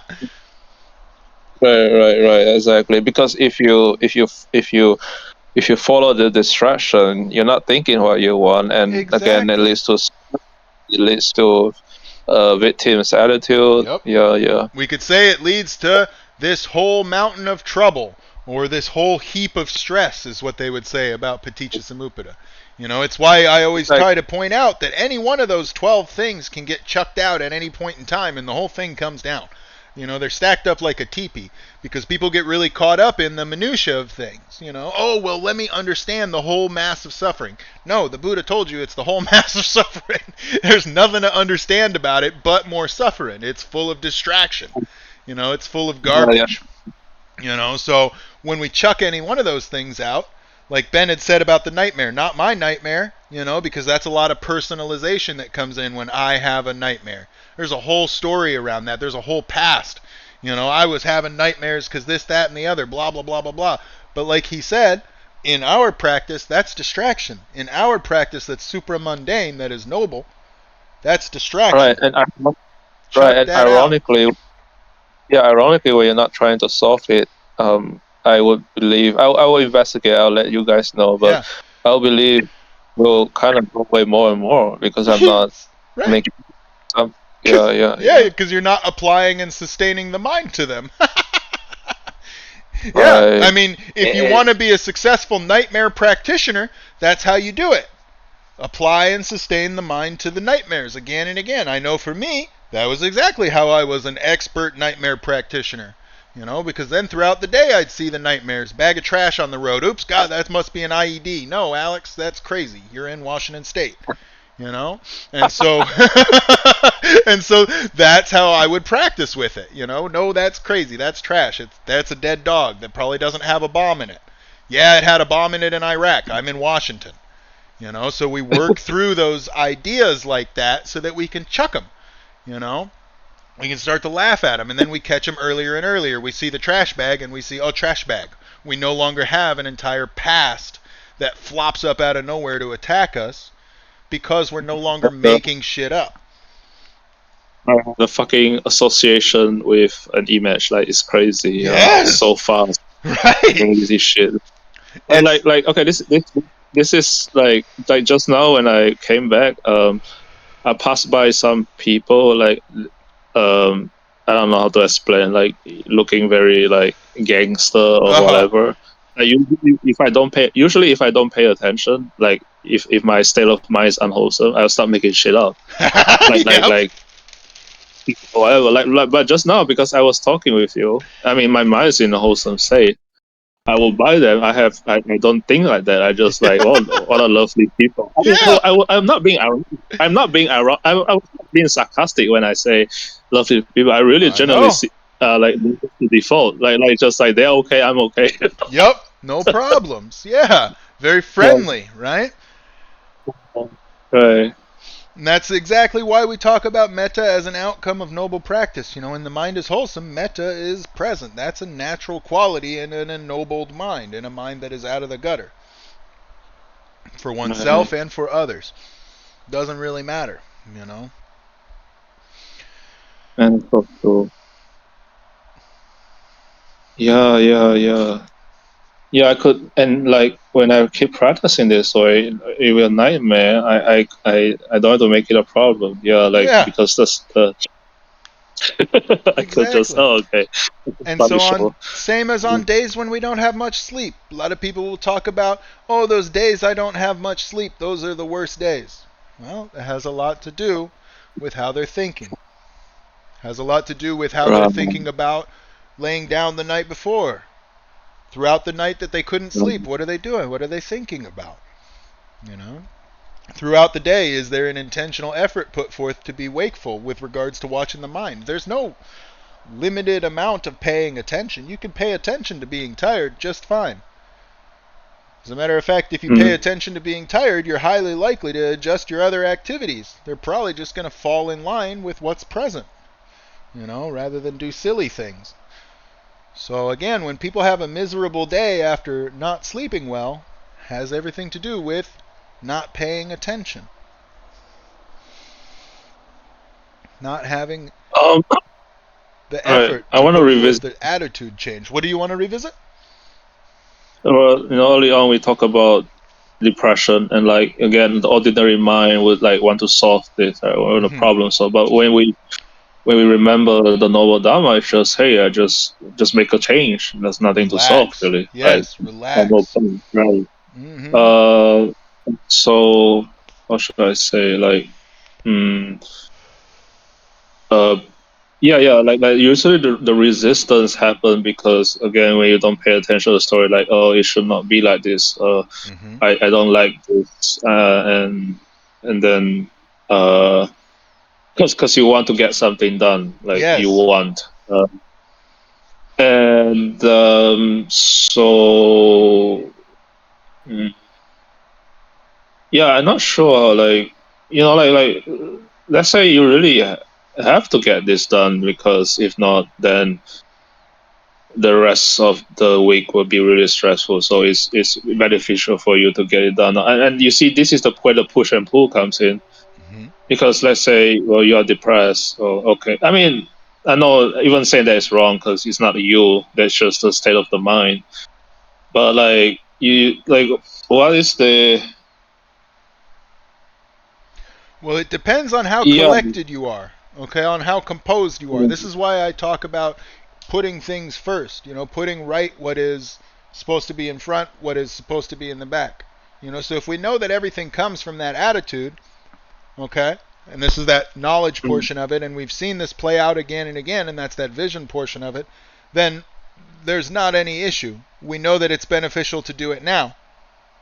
So we do it. Right. We do it happily, because why the fuck would you do it any other way? That is someone with a trained mind. Someone Right. that is, let's say, training their mind will hopefully remember to see that they're having a bad time doing whatever it is that they know is beneficial. Okay? And then they will, pause. I see that. Interrupt that loop. I gotcha. So I see that. I don't have to do it that way. I'm gonna take a moment. This is why I like that Thich Nhat Hanh man tells you you can heal yourself in just one breath, because it's entirely true. If you catch what you're doing and you stop, samatha, stopping, okay, then you see clearly, vipassana, seeing. You don't have to do it the same old crappy way that you've always done it that sucks. And so, let me take one breath. Let me get my mind in order. Let me relax. Let me put what's supposed to be up front, the horse, back up front. instead of keeping on whipping this cart and wondering why I'm not going anywhere. All right, cool. Everything's in order. My attitude is good. Okay, everything that's here is here. All right, everything that's not here is not here. Wow, look at that. I know day from day, and I know night from night. But there are people that do not know day from day and night from night. There are people that get them mixed up. So when we know that we don't have them mixed up, because we look and we see clearly that, hey, it's lit right now. Everything's okay. All right, now I'm going to go back to doing what I was doing. 5 minutes, 10 minutes, 15 minutes, 20 minutes, whatever amount of time goes by, and we catch again. Ah! Look at that. Nasty attitude tried to sneak in. Let me take a breath. I'm going to practice getting my mind in order. You get what I'm saying? And then I go back to it. So it's not taking huge breaks. It's quite literally recognizing the malleability of the mind that is trained. Okay? A mind that is trained is flexible. So if I know that something is beneficial for me, let's say, okay, let's talk about it in terms of like school, for example. You have a school assignment. You know it's beneficial to do this part, this part, this part. Well, you can either recognize that it's beneficial and you can do that because it's beneficial and enjoy doing it because you're doing something beneficial. I enjoy doing things that are beneficial very much because they're beneficial. They're not harmful. So I take a lot of joy in doing those actions. And so you can either do that, which is, I would say, the actual wise thing to do, or you could do something slightly more stupid, like, well, I don't really care about the grade, even though maybe you will care about the grade. I don't know. If you don't care about the grade and you don't care about the thing overall, well, then you're going to have fun doing whatever you're doing, so enjoy that. But if you do care about it, care about it in a wise way, which is quite simply to care about it by putting forth the right effort to change out your attitude, your mood, so that you're in a wholesome state of mind, so that wholesome actions, wholesome thoughts, wholesome speech, wholesome bodily actions come forth rather than some shit that you're going to be disappointed with.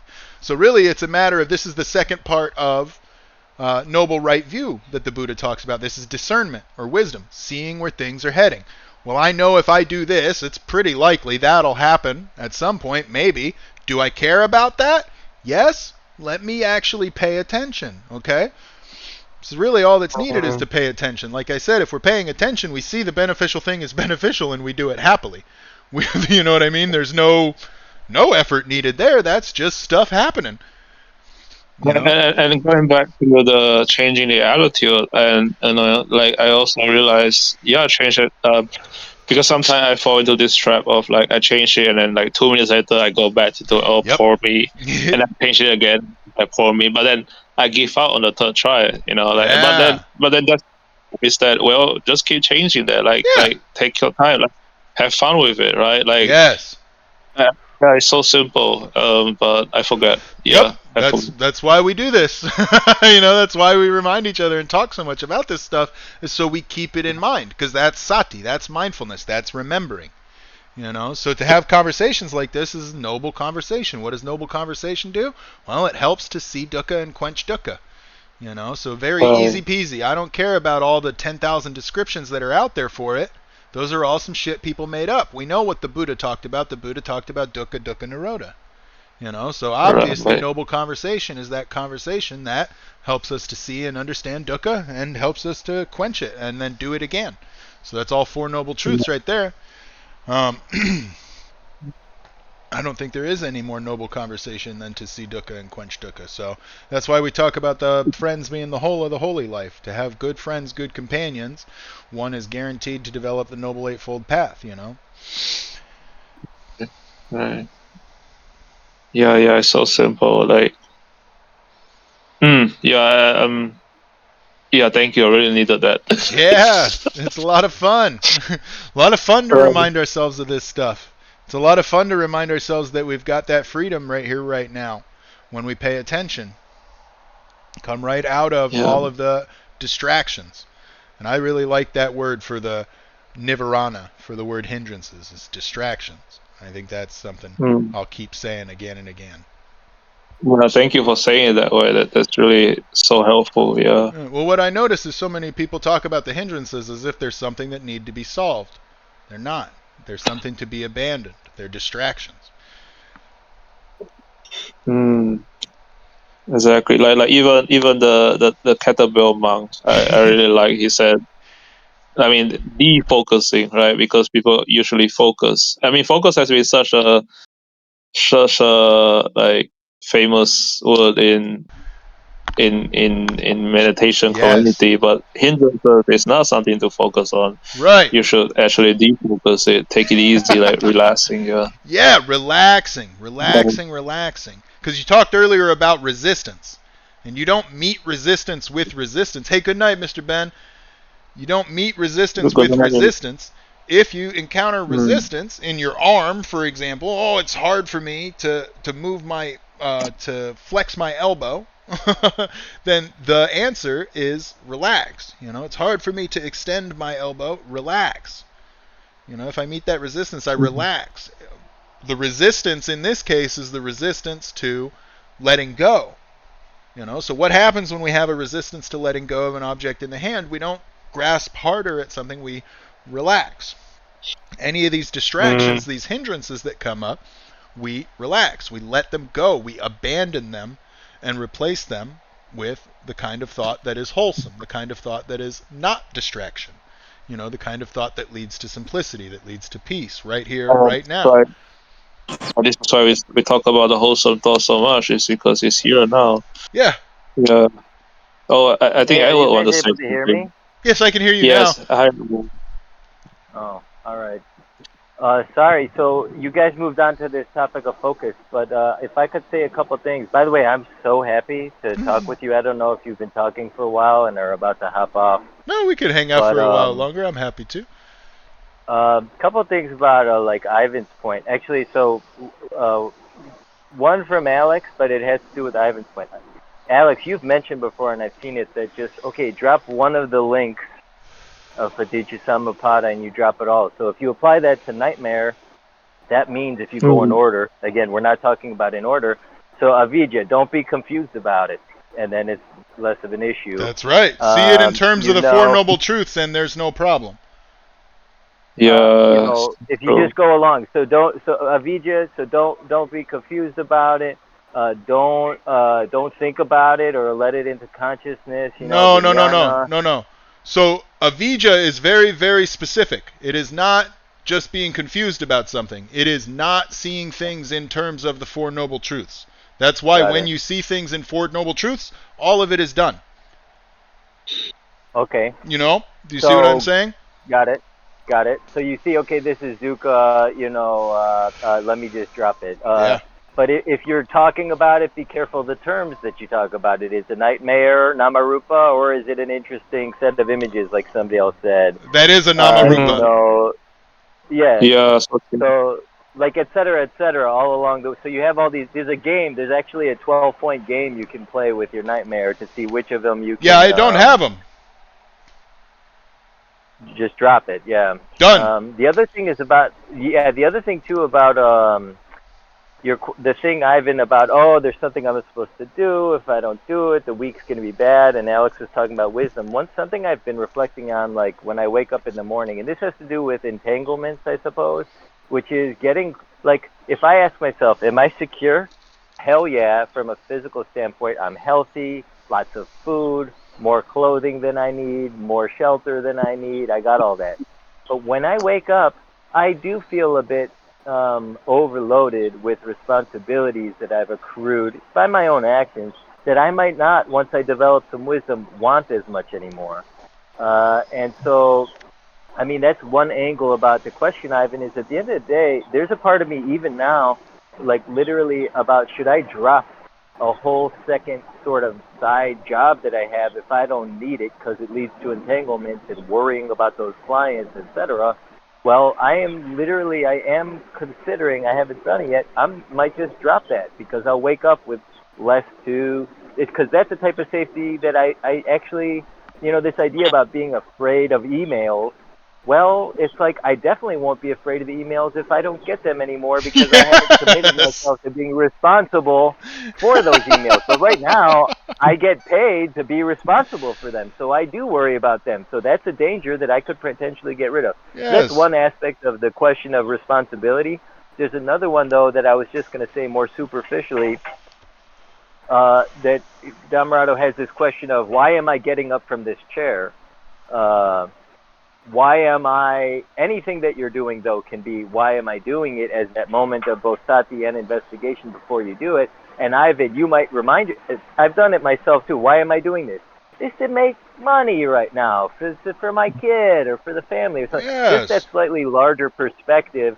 Why am I doing this? Before you do that investigation, it's because I have to, because I've made poor decisions in the past, because blah, blah, blah, blah, blah.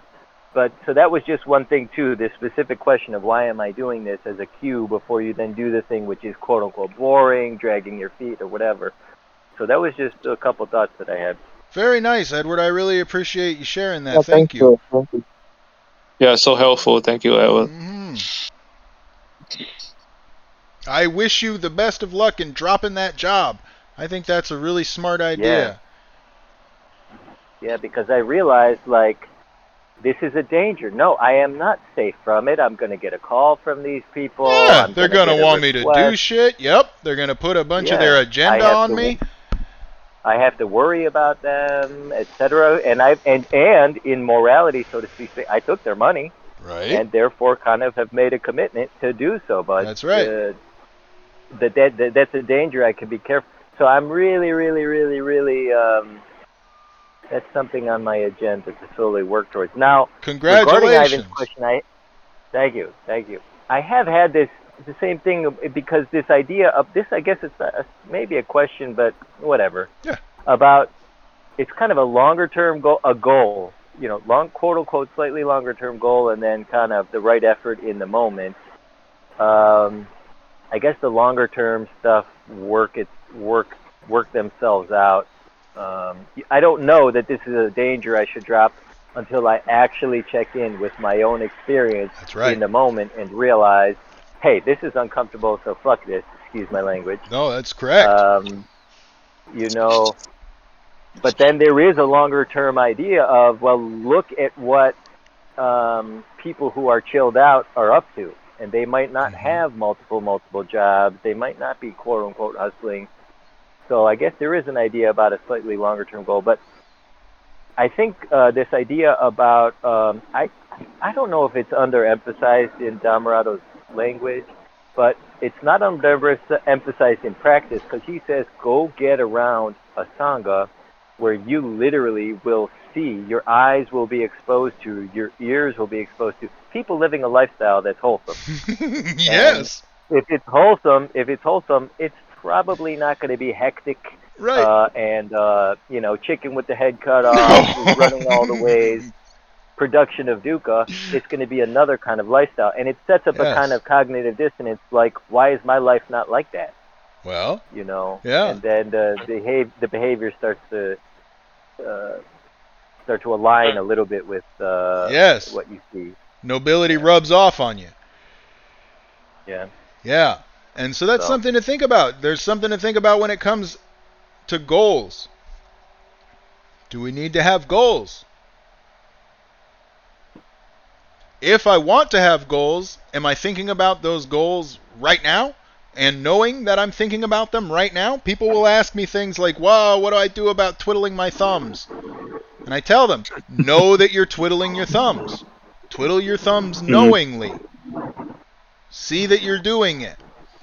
Same with the goals. See where the goals are. Am I thinking about the goals? Am I taking the goals very personally? Are they another thing that I'm picking up? I like that you talked about money. I took the money for the job.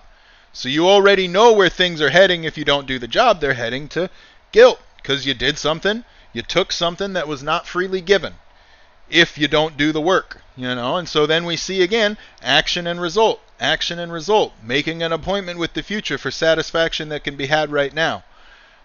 Thinking about, I don't know about, you mentioned something about language. You said something about some 80-year-old man that sits on a porch and his language. I don't know his language. I don't speak his language. I'm speaking our language, the way that we're talking right now. You see, this is another idea of, do I need to figure out the old man on the porch's method? No, the Buddha is the one that knows.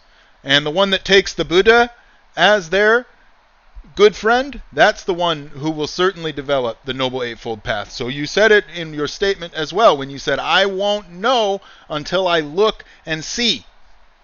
That right there is the Buddha. All right, so we don't need the 80-year-old man on the porch. That's actually what he's been trying to get across in all of those thousands of videos that he has, is you don't need him. We don't need to learn his language. As a matter of fact, we might say in the minor offenses, it would be offensive to the Buddha to learn Dhammarado's language. He's an 80-year-old man on a porch. He's our good friend. You know, he shows us things sometimes, and he points things out to us, but I don't care about his language. You know, and this is a big, important thing to recognize, too, because like when we're here talking about this, we don't have to talk about this, that, or the other. We can talk about the Dhamma here now. You know, again, we can come out of the distractions of trying to get it right, even if those distractions are minimal. You know, like, I don't know if this is in the language of. I don't care. It's in Edward's language. I'm here talking to Edward. Edward, abandon that doubt and talk about it from your heart with your friends. Can I bring up a pet sadness or grieveness in Edward's life? Yeah. Is like this weird echo over a long time of like connecting with others.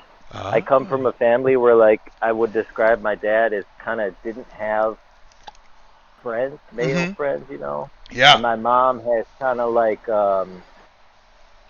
whatever. She's been diagnosed with this and that, and some mental health issues are more real than others. Hers is more on the real side of things. So like I don't know, that created a little difficulty growing up connecting with people. So I'm an adult, and I can see that I'm a free man, so to speak, to do what I want. But I can see behavioral kind of legacy of all that I don't connect as well and as freely. By the way, this is one topic, but the other thing which I've reflected a little upon recently is if I'm going to right the ship with money, and there was that recent Sangha discussion about whatever it is, right avidya, no, right jiva, right livelihood. Okay. It's a separate item, but it has to do with it. It's freely given. I don't know. These are these two big topics, but anyway, what is that about? I can recognize it's something to drop, but it's a big aspect of kind of, at least in my mind, of life. Life, of feeling state, and also not just that, but also like I've got a 2-year-old kid now, and I want him to have a warm, basically, group of people around him, and not have some weird loner party. So it's on my. I get you. Yeah, and that's not a crazy thing to think about. I think that's a nice thing to think about. If I were your son and you told me that, I'd be like, damn, Dad, thank you. You know, so I think that's a wholesome thought. But the thing about money is something that when we take it as it's presented to us, when that Namarupa comes up of money, people often tie it so deeply to the survival instinct that it's physiologically, we could call him, this man, Robert Anton Wilson called him, and I really liked it, biosurvival tickets. Okay, so people take those slips of paper and they tie it to their very survival of this body and everything like that. And while I understand that in the world that is the way of things, I also know a lot of people that do not work and still eat just fine. You know, and so it is obvious when we take it at that drastic of a perspective that it can be some untangling done there with regards to how we connect this idea of money to this idea of security and what that does to mind and body, Namarupa also. You know, so whether we talk about it as materiality and mentality or mind and body, whatever you want to call it, image and voice, we're talking about that right there. I love your redefinitions. I love all these definitions you give. I notice them. I see them. Because, you know, the standard stuff for Rupa, for the 5 aggregates, it's there. But when you start using these alternative translations to help them, you can see it a little different, huh? The way language hits is really nice, and that's why it's a minor offense, I would say, to try and put it in someone else's language. And in a minor offense, I just mean in the what is it called? In the Vinaya, in the monastic code. Okay, it says in there, don't put the words of Buddhas into, he says it specifically, don't put it into Vedic Sanskrit verse. But what he's saying is don't try to formalize it. because when it's formalized, it's not going to be talked in the local tongue. He says, go out and learn it in the local tongue. Talk about it in the ways that people talk about it, and do it from your own experience. Don't worry about the standardization of things, monks. He says, I tell you, that's go going to forth be and the do relevant. Yeah, that's where it's going to be relevant. That's the only Exactly. place it can be relevant. Okay, so about money. Mm-hmm. I will say there's a bit of a win for me, which is no, not prepared to go without it, but I really think that for me and my wife and stuff, like knowing that I'm studying and practicing all this, Yeah. at least to degrade the need for so much amount. Yes. It's like because you can drastically reduce the amount that's needed to then live the life that you want. For me, it also ties in with the having fellowship around, a warm fellowship of people for the Yes. kid and myself is like, how much money do you need to do, or what is really the requisite at all for that to come to fruition for myself? And by the way, this is also kind of social support for the wife, Yeah. in terms of taking care of a child, but like how much money is needed to do that, or what is the requisite? And so it's something I'm still working towards. I do really think that I've seen in my life that I'm friendlier because of all these practices. Yeah. I'm just, hey friend, recognizing that which is uncomfortable to me is probably, since I'm a human and they're a human, perhaps uncomfortable for that person. Yeah. And people will become relatable. Yeah. We're friendly, right? Yeah. Yeah, friendly. It was really wonderful. Yeah. And I mean, there's Freely other given nice and things. freely offered. Yes. Freely given it's kind of a high bar. It's kind of it's something to work toward, because anyway. Okay. I would say it's certainly inspirational. Yeah. Yeah, and that's the way that I would take that, because we can be inspired without having to work at it. You know what I'm saying? We can be inspired, and we can really enjoy the process. And really, when I say about relaxation is nice. It leads to us letting go. We get there through the joy. That's why Piti Sukha is part of what we talk about when we talk about the first jhana, because if we talk about applying and sustaining the mind to things and then feeling successful about having done so and experiencing that success cool into contentment, into satisfaction again and again and again, and we become single-minded about doing that, that's how we can make the Dhamma very simple, one wholesome thought after another. But the joy that sparks and cools to satisfaction is also part of what we're practicing. Because to be able to let go of things, we can rejoice in renunciation. That's one of the things the Buddha highly praises, is the ability to take joy in letting go. Because just like you talked about, we can see where things are heading. Okay, we have so much practice meditating on suffering. We're so well practiced at that's what the Buddha kept putting off when he'd talk about himself as the Bodhisattva. He kept reincarnating, and he would keep working on his paramitas. And the way that paramitas is normally translated is as perfections. But a better way to think of it would just be qualifications. And so all of us are fully qualified right here, right now, to see what is here, stress, and quench it. We don't need the countless lifetimes. The Buddha told us that. That's why I say silly things like, I think that we could really well define a bodhisattva as a selfish person that is putting off something hard to do. And what is hard to do is quite simply to relax, recognize, I am fully qualified to let go of this dukkha right now. I don't have to go ahead and I have this reincarnate. So I have this craving or longing to have some sort of fellowship with other people that in my mind hasn't been as fulfilled as I would like over so many years. Look at how disappointed. Yes. Look at how disappointed I can be, and how hard am I going to have to work to fix this problem? Right. I am. This is a current description, not that off of my cheetah in this regard. Yeah, and so now we change it. This is what we talked about with Anapanasati. Mano, that thinking mind, reaches in and gladdens that chitta. We talk about how that fellowship is being established right now. You know, that those things that you're talking about wanting to have for your child and such, that this is when you're doing that. You know, and it doesn't matter what it looks like later. We recognize that's another image. You know, it's here now, but it's already falling apart. It's going to change. You know, so what am I going to think of 10 trillion mind moments from now? I don't know.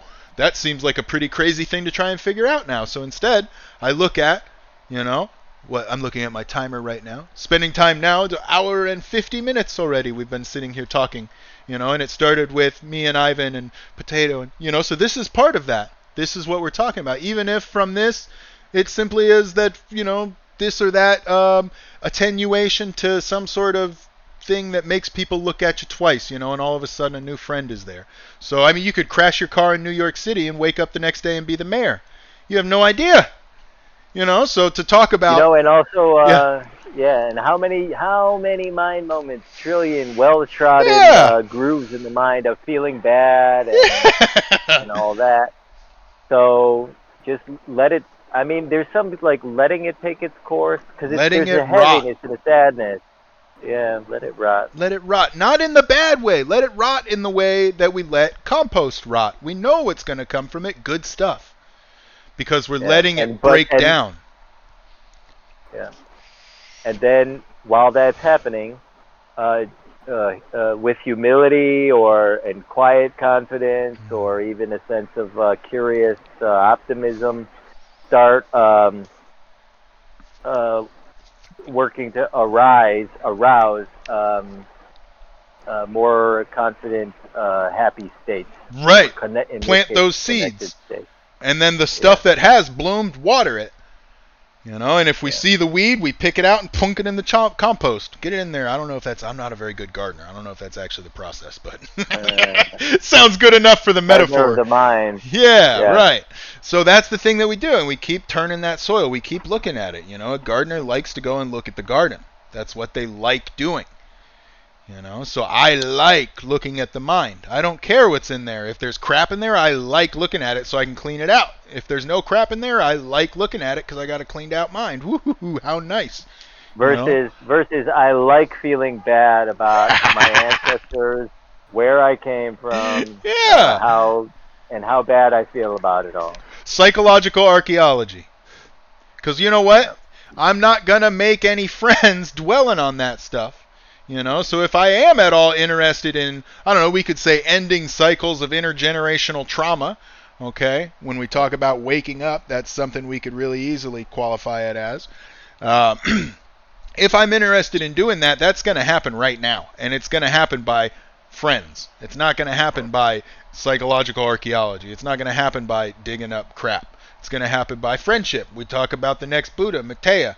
You know, and Maitreya is one that's really friendly. You know, so the next Buddha is probably not going to be, you know, one person. It's probably going to be a whole bunch of people practicing being nice and friendly with one another, you know. So when Maitreya comes, he's here right now. You know, he's here in this chat. So that's the thing about him. So we, just like we give birth, virgin birth, to Jesus Christ every time that we bring him to mind, you know, his qualities to mind, because then we exhibit them through speech and action. Just like that, we bring Maitreya to the world when we talk the Dhamma.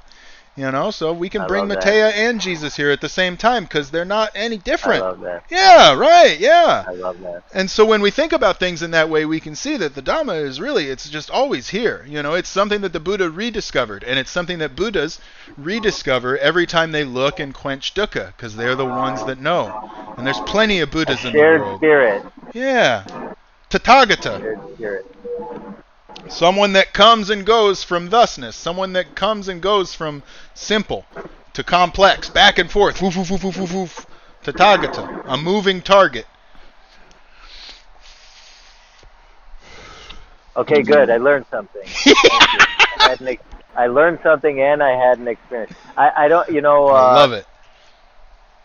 It's kind of like I've been like kind of listening to Dhammarato and reading Santikaro and reading Buddhadasa and all this stuff, and yet still some of the things sometimes click in a different way. So yeah, good. I say to people that The practice of just looking and seeing and changing is going to break the boulders in your mind down to pebbles. And then the Sangha is going to make it a creamy pudding. We're going to get it What's really the changing part?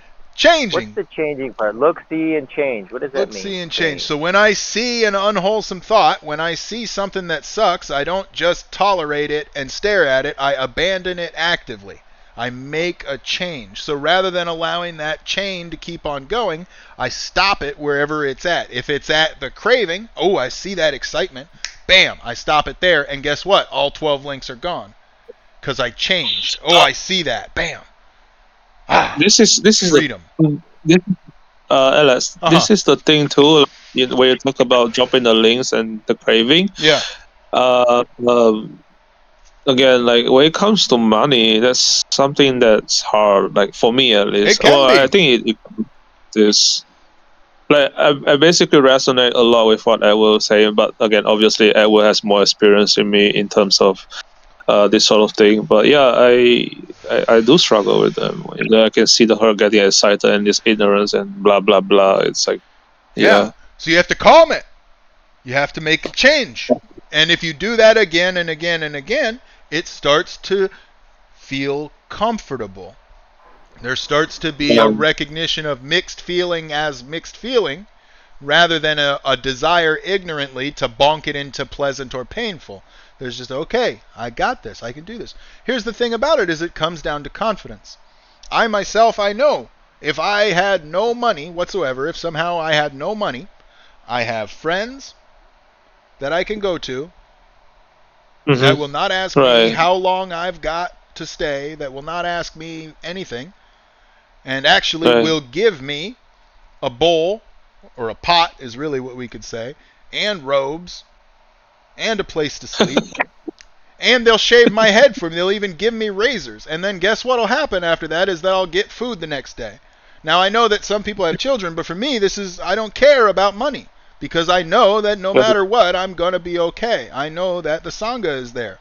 I have that as a refuge. Okay, so that's one thing. That's why, like, I don't understand sheep. Sheep is like 12 years old. If I was sheep, I would just go sit somewhere for however long. It doesn't matter. Your mother can come yell at you. The monks will tell her to leave. They're actually there to do that, you know? So, like, what is the problem, sheep? But people have this attachment to these ideas of how things should be. You know, so at the very least, I know if the bottom falls out of everything, I got somewhere that I can go. And even if those guys kick me out, dude, I did 8 years in the army. I can go live in the woods if I really want to, and I'll be okay. I have that confidence. I don't worry about money whatsoever. So that makes it so that when I have an encounter with money in the world, I really don't care if it comes or goes. I have what I want. I have way more than what I need. I had a conversation with my girlfriend on this, like, you know, what if like everything goes south and what will you do? And then for her, it's like, I mean, she did not hesitate. Like it's like, well, like if I mean, I can always go back to my village. She said, like she can like there's crops, there's like vegetable to be picked, and there's fruits everywhere. Like right. And then I was like. And I was caught off guard by that. I was like, you know what? I know it's so simple. Like, why am I making it as if it's the end of the world if things really go south? Like, exactly. It's not. Like, there are things. That's what I'm talking about when I say that they're tied to the physiology. Because sometimes it can be scary. I remember what it was scary like for money, you know, before I recognized the value of a trained mind. Because not just that, but a trained mind is friendly. So if you're a friendly fella and you have everything fall apart for you and there's just not a penny in the pot, you can make a friend. You know, even if that friend is somebody that's only getting you a candy bar, that's still a friend. And so there's really nothing there to worry about, you know. And so when I think about it in that way, like I said, I have way more than what I want. You know, not to mention what I need. I have so insane. There's so much. It's bountiful. It's boundless. Right. What is available right now? Ivan, for money, one of the contemplations, I guess, is Yeah. this reflection upon, am I safe? Do I have the 4 requisites? Do I have Mm-hmm. food, shelter, whatever? And then you Right. start to realize that's the value. That's one of the main values of money. And then how much money do you need to obtain those? Yes. And then beyond that, if there's some sort of extra quality of life that you're used to from your social class or whatever, Mm-hmm. but how easy is it to meet that and Yep. then be able to hang out and enjoy life Yep. after that's been met? Because you recognize Right. wisely that it's not going to bring you happiness. It may bring about causes and conditions for happiness, but that happiness is then dependent upon that. So you recognize how much value is there in that. You know, we talk about livelihood. I know that right now I don't ask for money. People ask me to do things and then they give me money. You know, and that has been sufficient for me. And it's because of friendliness, and it's because of just paying attention. You know, will it be sufficient forever? I don't know. I don't care. It's sufficient right Mm. now, and it's sufficient for what I want to maintain. You know, and so when we think about things like that, there's no rush. You know, there's no Right. rush in getting things done. There's no longer a timeline, like you were saying earlier, that we can tie all of these distractions to that stop us from being okay right now. They stop us from seeing clearly that things as they are good enough, that they're sufficient. They showed up originally complete. Nothing to add to them, nothing to take away from them. To practice seeing that again and again is quite simply an enjoyable thing to do right now. And that's Right. a Alex, big if you change. don't mind, Yeah. what if you don't mind, what services? How do you arrange? Do you make pots out of dirt from the river that is found? Or Right now, I'm playing with websites, with oh, I see. IT management, I with see. privacy management. Got it. So I'm Got it. doing a lot of stuff for cyber, and then stuff having to do with skill sets that I picked up while I was in the military, having to do with people Got it. and privacy. So it's Got it. something that I'm lucky to have had a background to fall on. You know, oh, look at that. Yeah. How nice it was that I paid attention then and paid attention now. It reinforces on itself, you know. And so when we do that way, we don't really have much to worry about. So even with goals, you know, I look at some things, they sound nice, then they fall apart, and they either come up later or they don't. You know, and so like By this the way, is there was yeah. Go ahead. there was another thing I was playing around with. So if you go to a restaurant, which my wife and I do Mhm. occasionally, and I was thinking about this because Mikey had said something about food and accepting food and try going to a soup kitchen or just enjoy food with others. It really got me thinking because I bring my wife coffee every morning or many mornings, Mhm. but like what about the mindfulness of without even telling her, I am offering something in the hopes that she gets really, really satisfied, and I'm going to get satisfaction from bringing her this thing. So there's a whole wholesome activity, a lot of wholesomeness that can come Yeah. out of doing something with it. So I was thinking for freely given for the money, let me give the money to the restaurant. Let's say if I order online, freely given. After Mhm. that, if they give me a piece of crap, or if they don't give me the food or whatever, I gave them the money, they can have it. If they give me the food, in my mind at least, it's not exactly like that, I'll accept it freely.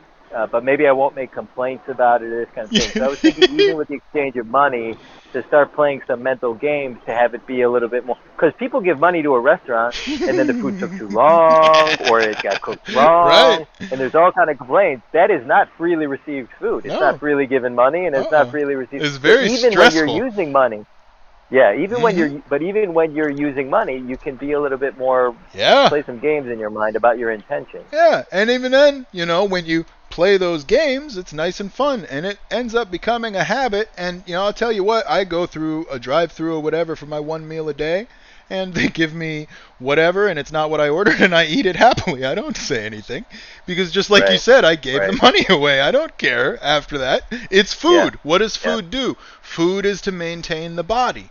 You know, so Yeah. you can see how that kind of playing that game leads to a wholesome thinking. What is food? Food is to maintain the body.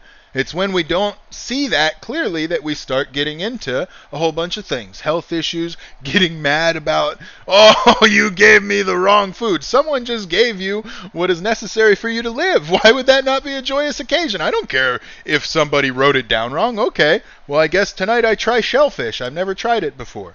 I don't know what it's going to be like. Let me see. And you know what that sounds a lot like to me is that sounds a lot like early childhood, before we start making a bunch of shit up, before we start having all these personalizations like this money, my money, I earned the money, I got the money, they gave me the money, I took it, it's in my account, here you go, give me my sandwich.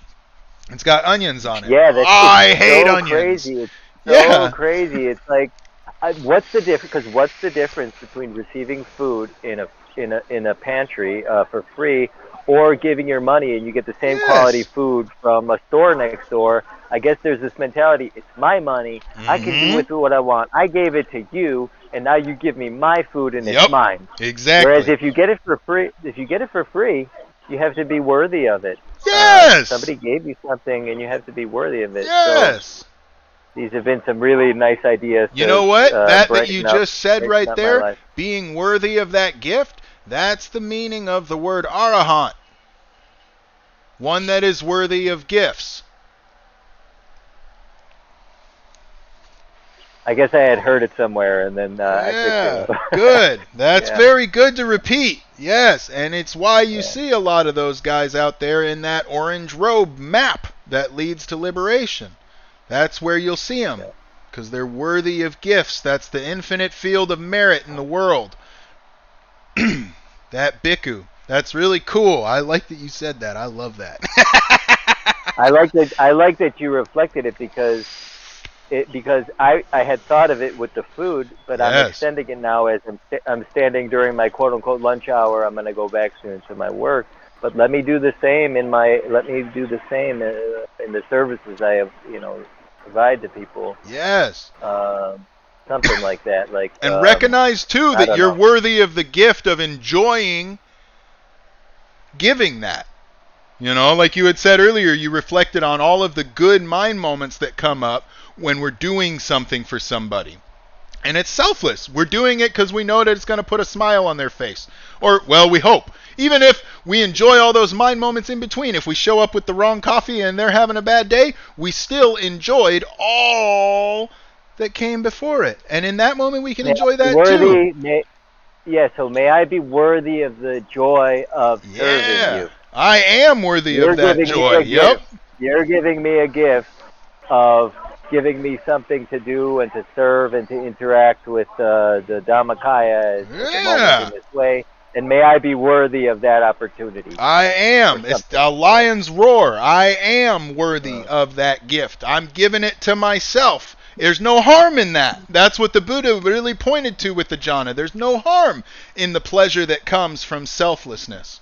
In the knowing of this, hey, I'm doing this nice thing right now. Wow, how nice this is. And then I get to see this other thing. By the way, that's a shift right there. That's a subtle but important shift of I'm a piece of shit to be ashamed of myself for various reasons that are deep and I mentioned a few earlier, as opposed to, no, fucker. I've got it. Rather, wake up.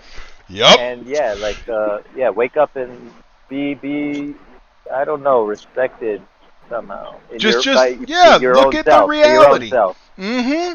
Yes, abandon the hindrance of ill will. Abandon the distraction of ill will towards oneself. Allow oneself to enjoy the bountiful gifts that nature has for us when we pay attention. Like you're talking about, those mind moments are beautiful to pay attention to. Those ones where we're cooking up a dish or buying a gift or whatever. Even thinking of saying I love you to a friend or a family member or a romantic partner, something like that. You don't even have to have that be selfish. Most people say I love you wanting this thing in return. If you say I love you because you know it's going to make the person smile, woohoo, what a kick that is.